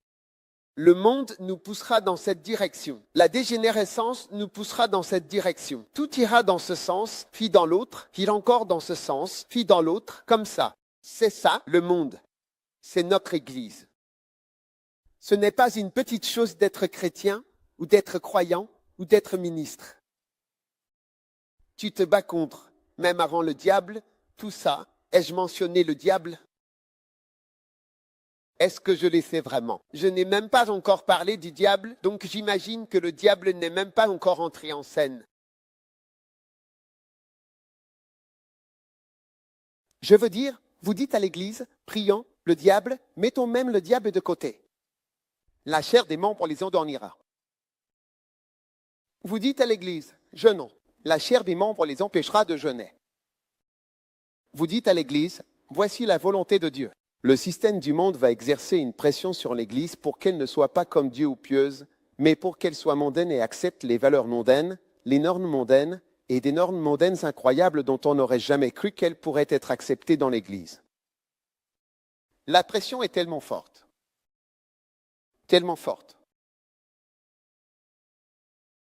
pour que l'Église accepte simplement et cède.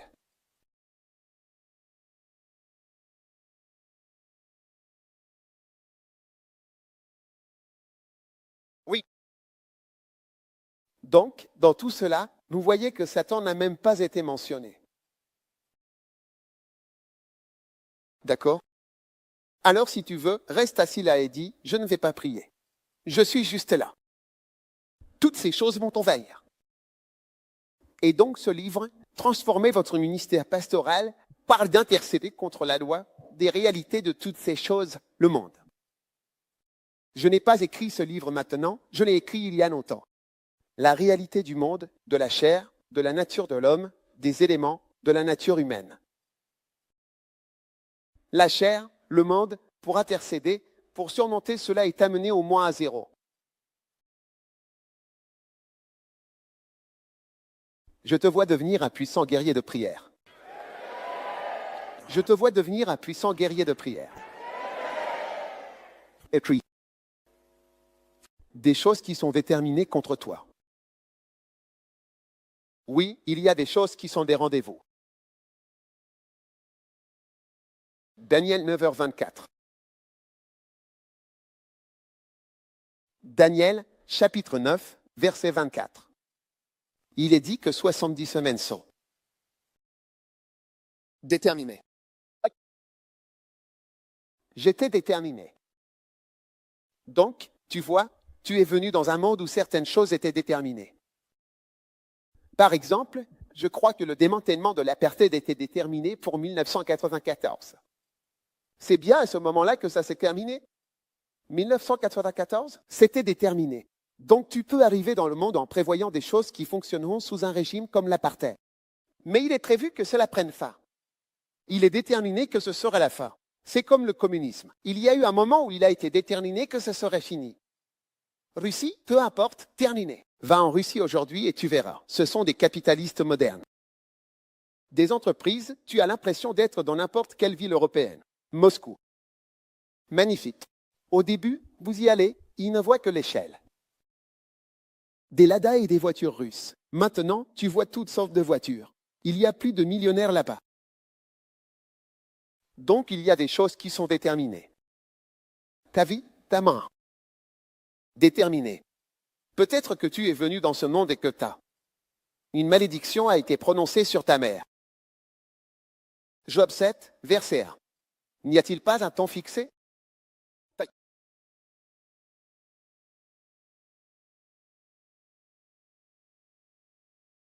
Tu as entendu parler de cet homme, Ivan, le terrible? C'est ça? Ivan le terrible? Oui, Ivan le terrible. C'est bien son nom? Tu as entendu ce nom, Ivan? Oui. Sa mère est-elle épouse du tsar? Tsar est le mot russe pour César. Ils avaient César, la Russie a le tsar, donc ils avaient le tsar. Je crois que si je ne me trompe pas, si ma mémoire est bonne, n'est-ce pas? Il a été marié à sa femme pendant longtemps et elle ne pouvait pas avoir d'enfant. Et puis il a décidé d'aller prendre une autre femme. Et a eu un enfant. Avec une femme. Et la femme qui ne pouvait pas avoir d'enfant, elle a jeté là. Femme. Qui était? Celle avec qui le tsar était parti pour avoir un enfant. Et elle a fait ce qu'il fallait, elle a dit, puisses-tu donner naissance à un fils maléfique? Oui, puisses-tu donner naissance à un fils maléfique? C'était vendé, Kérib. Oui. Quelle prière? Quelle prière? Avant même ta naissance, quelqu'un a annoncé une malédiction. Puisses-tu donner naissance à un fils maléfique? Alors tu viens au monde et des choses sont prononcées. Prête et préparée à te rencontrer sur ton chemin.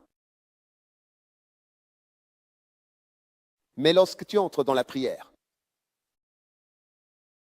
je dis, lorsque tu entres dans la prière, lorsque tu entres dans l'esprit, avec un esprit d'intervention,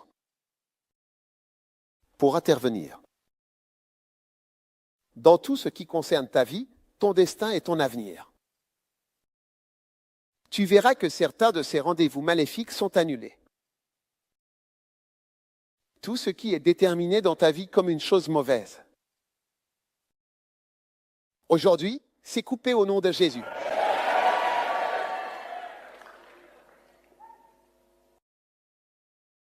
Maintenant.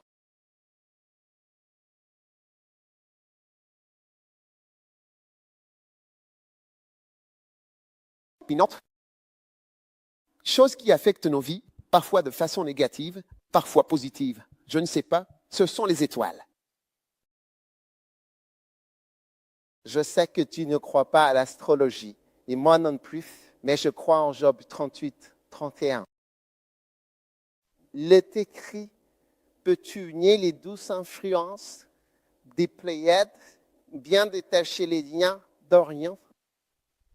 Peux-tu faire paraître les constellations en leur temps, ou bien conduire la grande bourse avec ses petits? Connais-tu les lois du ciel?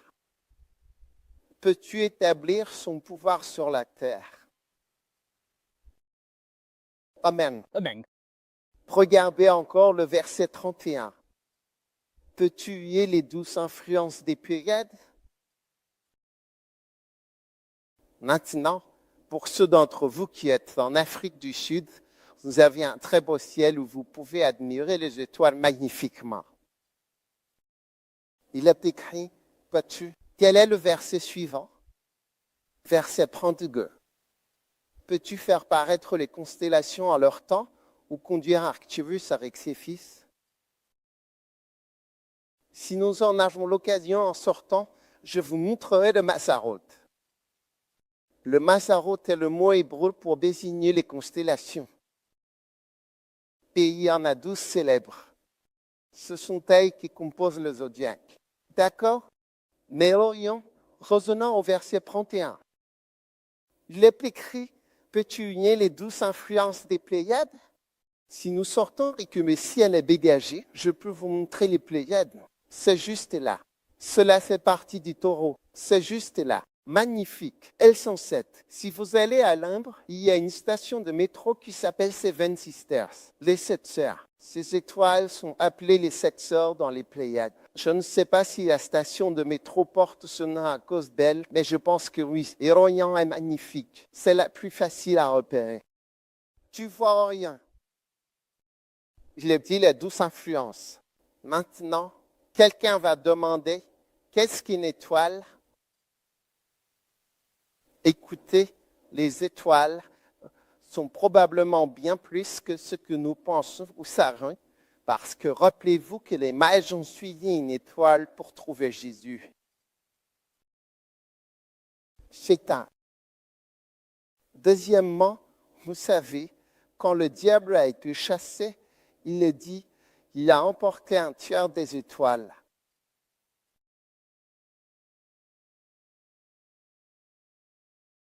Un tiers des étoiles. Hein? Un tiers des étoiles a été retiré. Maintenant, Jésus-Christ lui-même est appelé. Oui, regarde, sa queue a entraîné le tiers des étoiles du ciel.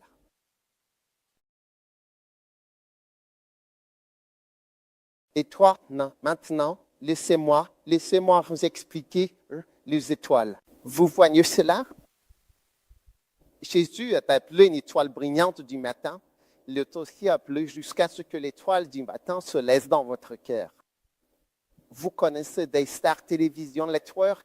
Dans Timothée, il a dit, jusqu'à ce que l'étoile du matin paraisse. Il a dit, nous avons une parole prophétique d'autant plus certaine, qui est comme une lumière qui apparaît à celui qui est assis dans un lieu obscur. Oui, Pierre, brille dans les ténèbres jusqu'à ce que le jour se lève et que l'étoile du matin se lève dans vos cœurs. Merci, Jésus. Donc les étoiles ne sont peut-être pas ce que nous pensons qu'elles sont. Oui. Et donc, dans Job, qui est le livre le plus ancien de la Bible, il est question de l'influence des Pléiades ou des liens d'Orient. D'accord? Et je peux vous montrer les Pléiades. C'est magnifique. Je peux vous montrer Orion. Je peux vous montrer Arcturus, les sagas d'Arcturus. Magnifique et le Chiron.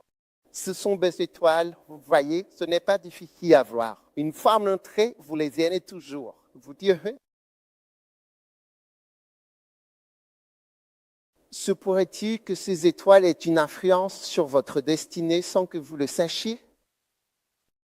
Maintenant, les étoiles sont tellement loin, certaines sont à 400 années-lumière. Savez-vous ce qu'est une année-lumière? Une année-lumière, c'est 6 000 milliards de maïs. C'est ça. 6 000 milliards de maïs. Et je sais que vous ne comprenez pas vraiment ce que cela représente, mais ce que je sais que vous ne comprenez pas, c'est tellement énorme que c'est incompréhensible. Mais ce que cela signifie, c'est que si c'est à 400 années-lumière, c'est 400 fois 6 000 milliards de maïs, ce qui, là encore, dépasse l'entendement. Mais ce que cela veut dire, c'est que ce que ça veut dire, écoute. Ce que ça veut dire, c'est que si une étoile est à 10 années-lumière, cela signifie que la lumière de cette étoile met 10 ans à arriver jusqu'à tes yeux. Donc, quand tu vois l'étoile, si elle est à 10 années-lumière, tu la vois telle qu'elle était il y a 10 ans. Alléluia. C'est ça que ça veut dire. Merci, Jésus. Donc, quand tu vois, certaines étoiles sont tellement éloignées qu'il faut 200 années-lumière pour que chacune. C'est la distance, 200 années-lumière. Ça veut dire que lorsque je regarde les Pléiades, si elles sont à 200 années-lumière, je vois les Pléiades telles qu'elles étaient il y a 200 ans, c'est-à-dire en 18. Nous sommes en 2017, donc 1817. Je vois à quoi elles ressemblaient en 1817. C'est maintenant que ça arrive. Ça arrive sur Peur, on la main. N'est-ce pas incroyable? Oui. L'une des étoiles les plus éloignées est à 400 années-lumière. Donc, tu vois à quoi elle ressemblait en 1617. Alléluia. À 400 années-lumière de distance, c'est une étoile. Donc, même si nous sommes allés sur la planète, que nous avons fait tout ça, que nous sommes allés jusqu'à Jupiter et tout, ce n'est rien comparé à une étoile. Les planètes sont des voisines. Si tu sors et regardes le ciel, tu vois Vénus, la grande. Elle est toujours là le soir, tu vois Vénus. C'est le plus gros problème. Dès que ça ne clignote pas, c'est une planète. Ce n'est pas une étoile. Tu me vois après l'église, je te montrerai comment distinguer une planète d'une étoile. Tu es là où tu pars? Oui, c'est magnifique. Dieu a créé le soleil, la lune et les étoiles. Elle a une chanson comme ça, non? Oui. Magnifique. Et ce n'est pas juste à cause des choses. Ce n'est pas seulement une question de taille. Mais tu vois. Donc les étoiles ne sont peut-être pas ce que tu crois qu'elles sont. Je veux parler des douces influences. Tu vois, il semble donc y avoir d'autres forces. Parfois, c'est tout simplement mystique. Quelqu'un. Une bonne personne va mourir, une mauvaise personne va devenir très vieille, elle ne se sentira jamais faible. Ne mourra jamais pendant très longtemps. Des choses différentes. Incroyables. Alors nos prières brisent et interviennent dans certains de ces destins. Oui. Donc tu dois te retrouver allongé sur le dos dans ta chambre, la bouche ouverte, en train de parler dans l'esprit. Et qu'est-ce que c'est? Bandala, dabandala, dabandala, daba. Qu'est-ce qu'il y a au-dessus de ma tête sur la chair là-bas? D'accord.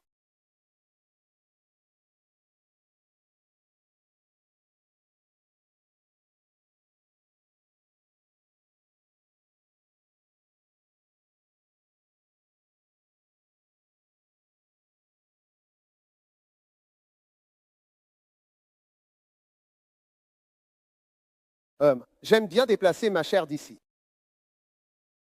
Non, je suis sérieux. Je connais une église où une de ces choses est tombée.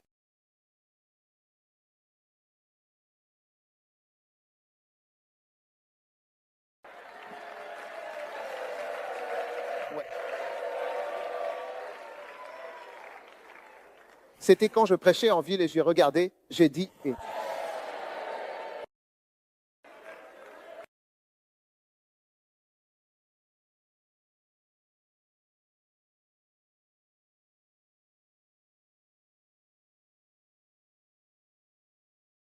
Tu es toujours là? Il y a beaucoup de forces qui sont à l'œuvre. Alors une personne qui fait juste que s'allonger.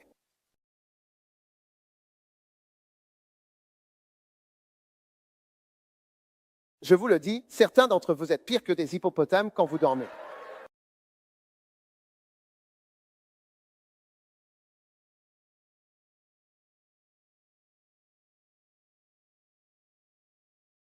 D'autres. Les étoiles. Les étoiles, je vous le dis, ce sont des choses puissantes. Vous ne savez peut-être pas ce que c'est, mais elles ont toutes peut-être un certain effet et des choses que nous ignorons. Donc, ce n'est pas pour en faire une grande doctrine, mais juste pour que nous remarquions les écritures qui mentionnent les étoiles dans la Bible, et ce ne sont pas seulement de la musique que vous voyez. La raison pour laquelle les étoiles ne sont plus importantes pour nous aujourd'hui, c'est parce que nous avons la boussole. Vous voyez, donc on n'utilise plus vraiment les étoiles pour connaître l'heure ou le chemin. Mais si vous savez, eh bien, il y a une constellation appelée la Grande Ourse et la Petite Ourse. Dans la Petite Ourse, il y a une étoile appelée l'étoile polaire, Polaris. Elle est toujours au nord, au-dessus du pôle Nord. Vous la voyez juste là et elle vous guidera. Donc, si vous êtes en mer et que vous ne savez pas où vous allez, l'étoile vous guidera et vous montrera la direction à suivre. Mais aujourd'hui, nous avons des boussoles, des téléphones, des iPads, le réseau mobile et ainsi de suite. Alors, nous ne levons plus les yeux vers le ciel. Mais elles étaient très importantes autrefois. Oui. Alors, mesdames et messieurs, Dieu nous conduit à intervenir et à agir dans nos vies.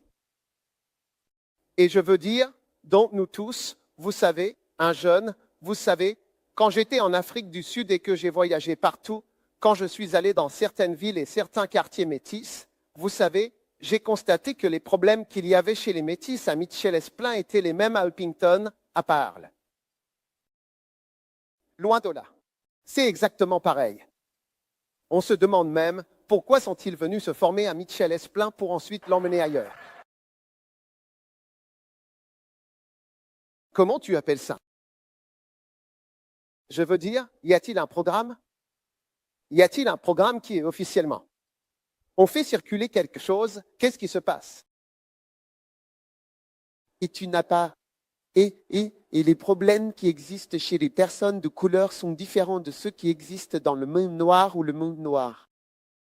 C'est différent. C'est comme des problèmes d'une autre nature. Tu vois, une fois, quelqu'un a été blessé à l'hôpital, a été emmené. Enfin, est allé à l'hôpital dans l'une de nos villes. C'était une ville de personnes de couleur. Et le médecin a dit, nous attendons les blessés. C'est un dimanche après-midi. Nous attendons. Et pendant qu'ils étaient là, il en est venu 1, 2, 3 pour des coups de couteau, des meurtres, tout ça. Je te l'ai dit, tu sais. Et moi, tu vois, si il n'y a que la prière à Dieu, tu sais. Soyons des hommes et levons-nous pour être des hommes de prière. Oui, La prière. Amen. Que les pasteurs soient des hommes de... Tu sais, Yonggi Cho a dit un jour, dans sa vieillesse, j'étais assis à une table avec lui. Il m'a dit, si je devais commencer une église aujourd'hui, je resterais dans ma chambre à prier pour que les gens viennent. C'est ce qu'il a dit. Je resterai simplement dans ma chambre à prier pour qu'ils viennent.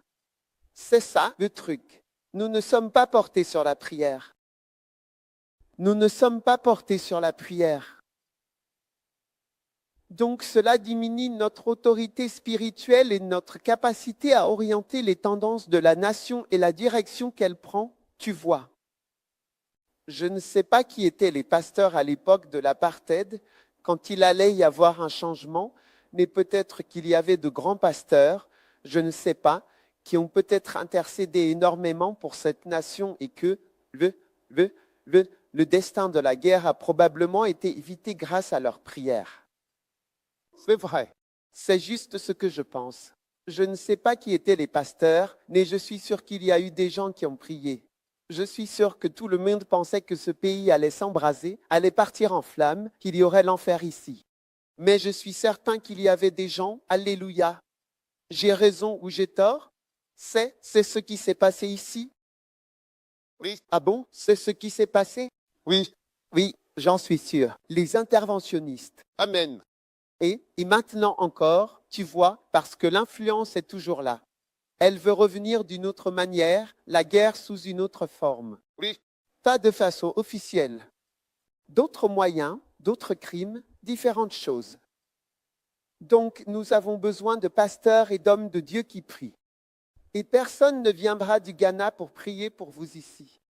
Nous avons nos propres soucis au Ghana. Tu comprends ce que veut dire voilà? Nous avons nos propres problèmes. Le Nigeria a ses propres problèmes. Chacun peut aussi prier parce que chaque pays vacille sous l'influence du monde, de la chair, de la nature humaine, de la méchanceté, de la cupidité, du crime, de tout, tu sais. Alors nous devons nous lever, prier et invoquer Dieu pour la nation. Nous devons citer des versets devant le trône de Dieu et dire « Seigneur, aide-nous. Sauve ta nation, sauve ton peuple. Fais encore quelque chose de grand en Afrique du Sud. Et tu dois prier pour ton peuple, pour tes enfants. » Amen. Regarde les pasteurs. Combien de jeunes pasteurs avons-nous en Afrique du Sud? En avons-nous beaucoup? Non. Et écrit tous? Non. Beaucoup de jeunes ne sont pas pasteurs. Les pasteurs sont des personnes plus âgées. Oui.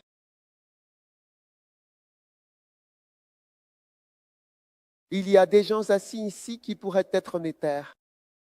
Je vois bien qu'ils sont mes pères. Pour moi, eux, à mon âge, ce sont des pères pour moi. Ils pourraient m'avoir mis au monde. Même pas comme leur aîné, ni peut-être comme leur benjamin. Leur dernier enfant.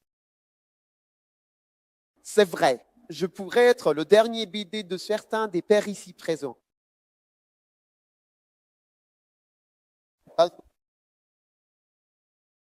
Où sont donc exactement les jeunes apôtres de couleur? Amen. Les jeunes prophètes de couleur? Amen. Les jeunes enseignants de couleur qui se lèveront et diront, l'Esprit est entré en moi. Amen. Quand il m'a parlé. Je veux ce genre de personnes Amen. qui peuvent influencer le monde des personnes de couleur et au-delà et commencer à aller en Judée et en Samarie. Je veux voir un pasteur de couleur qui a des Noirs, des Blancs, des Indiens, qui est allé en Samarie parce que vous avez la Judée et la Samarie toutes les deux en Afrique du Sud, mais on ne voit pas beaucoup cela. Quelqu'un m'a dit que les églises de couleur ne sont pas grandes. Ouais, quelqu'un m'a dit, tu ne trouves presque pas d'église de couleur qui soit une grande église. Je ne sais pas si c'est vrai. Est-ce que c'est vrai? Comment pourrais-je savoir? Je vous dis ce que quelqu'un m'a dit. Dites-moi si ce n'est pas vrai ou pas. Je me sais rien. Je ne vis pas ici. Il a dit que les gens de couleur n'ont pas de grandes églises. Mais nous pouvons briser cela. Amen. Et nous sommes en train de le briser au nom de Jésus. Amen. Amen. Amen.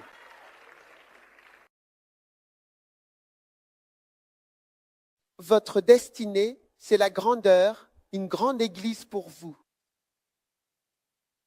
Votre petitesse n'est pas votre avenir. Amen. Amen. Vous l'avez entendu? Je dis, votre petitesse n'est pas votre avenir. Amen. Amen. Isaïe 2h1.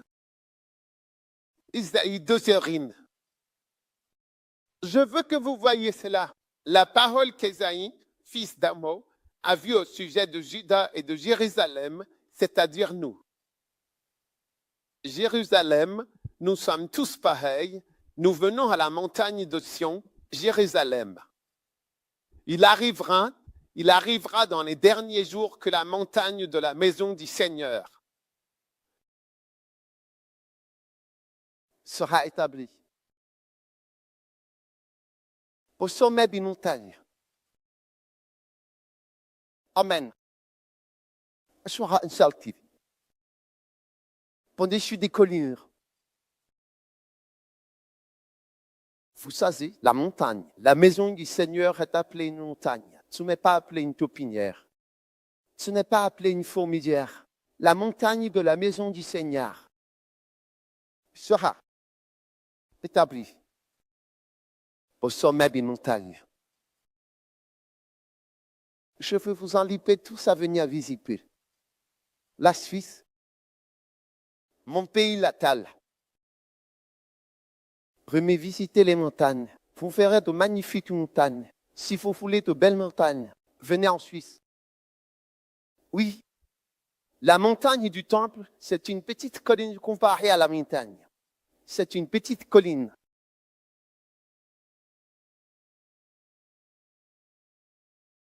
Vous voulez de vraies montagnes? Venez en Suisse, blanc, blanc, blanc, blanc, blanc, blanc, avec des crans spéciaux pour vous emmener en haut. Que des phéniques spéciaux, des meilleurs que des phéniques fabriqués en Suisse. C'est pour ça que les Suisses sont doués pour fabriquer des lèvres. Nous, peuple, nous sommes doués pour fabriquer des lèvres. Vous ne voyez pas Schindler en lift suisse, Schindler, les téléphériques suisses. Oui, Maintenant, parmi les montagnes, il y a toujours des montagnes principales. Donc parfois, vous voyez une photo de montagne blanche comme ça. Et puis vous voyez qu'il y en a une grande. Et elle est là. Il la nomme. Voilà. Comme le mont Blanc. Ninglon signifie montagne blanche. C'est la grande en Europe.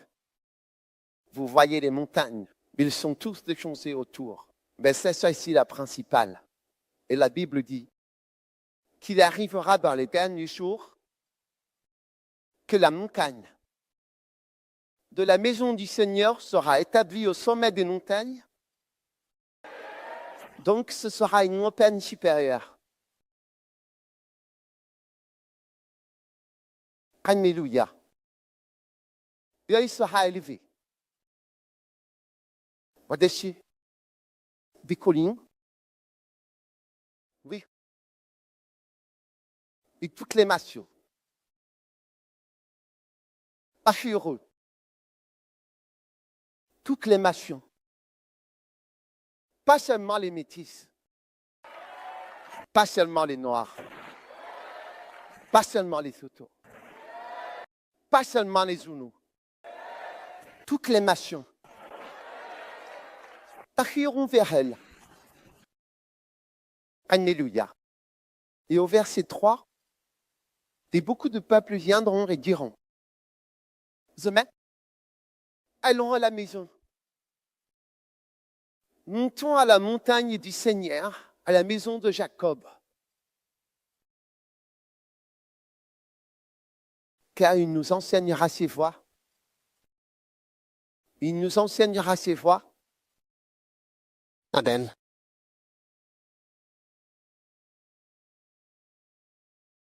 Et nous marcherons dans ses sentiers. Car de dessus sortira la loi. Alléluia. Amen. Dieu a le cerf.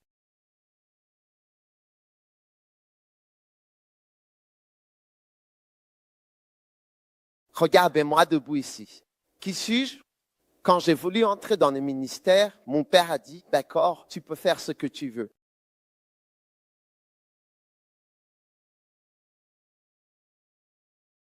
Aucun pasteur n'a tendu la main pour m'aider. Ils ont tendu la main pour me résister.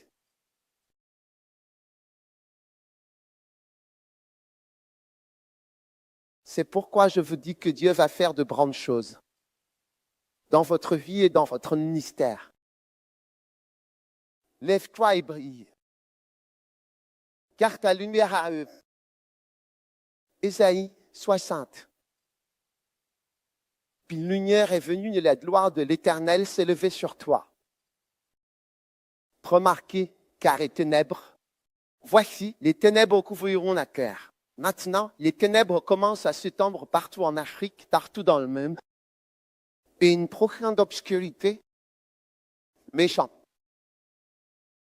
Mais, voyez-vous, c'est pour cela que tu ne feras jamais perdre espoir, je vous le dis. Ici même, en Afrique du Sud, ne pensez jamais que tout est perdu. Il n'existe aucune forme de ténèbres qui puisse tout effacer. As-tu déjà vu la lumière s'allumer et les ténèbres dire « Je ne partirai pas » ? Les ténèbres n'ont pas le choix. Tu dois partir parce que la lumière est allumée.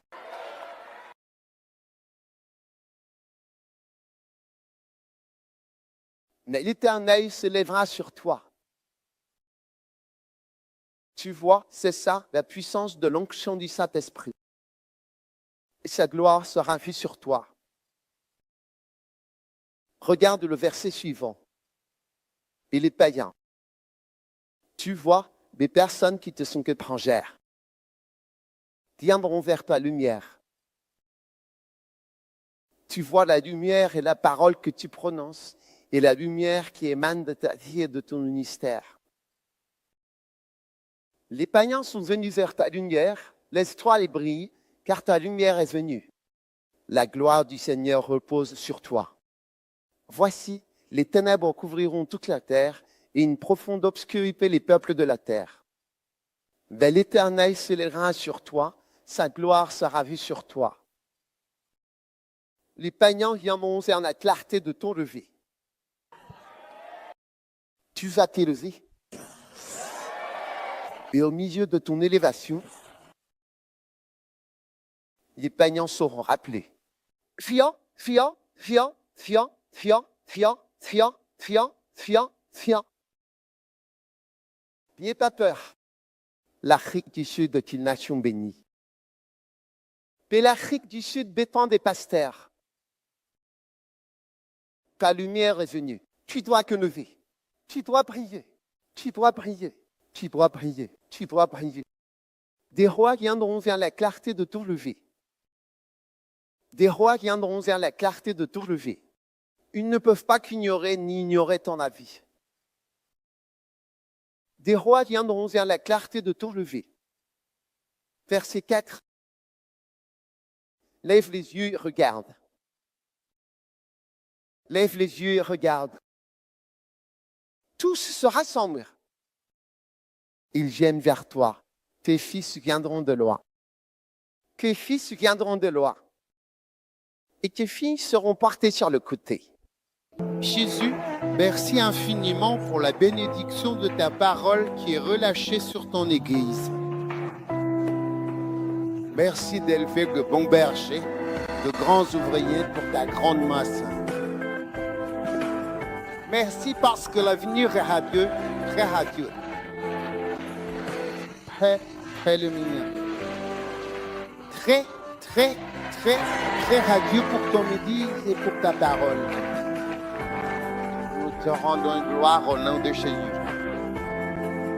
Amen. Amen. Nous pouvons nous asseoir en présence du Seigneur. Alléluia.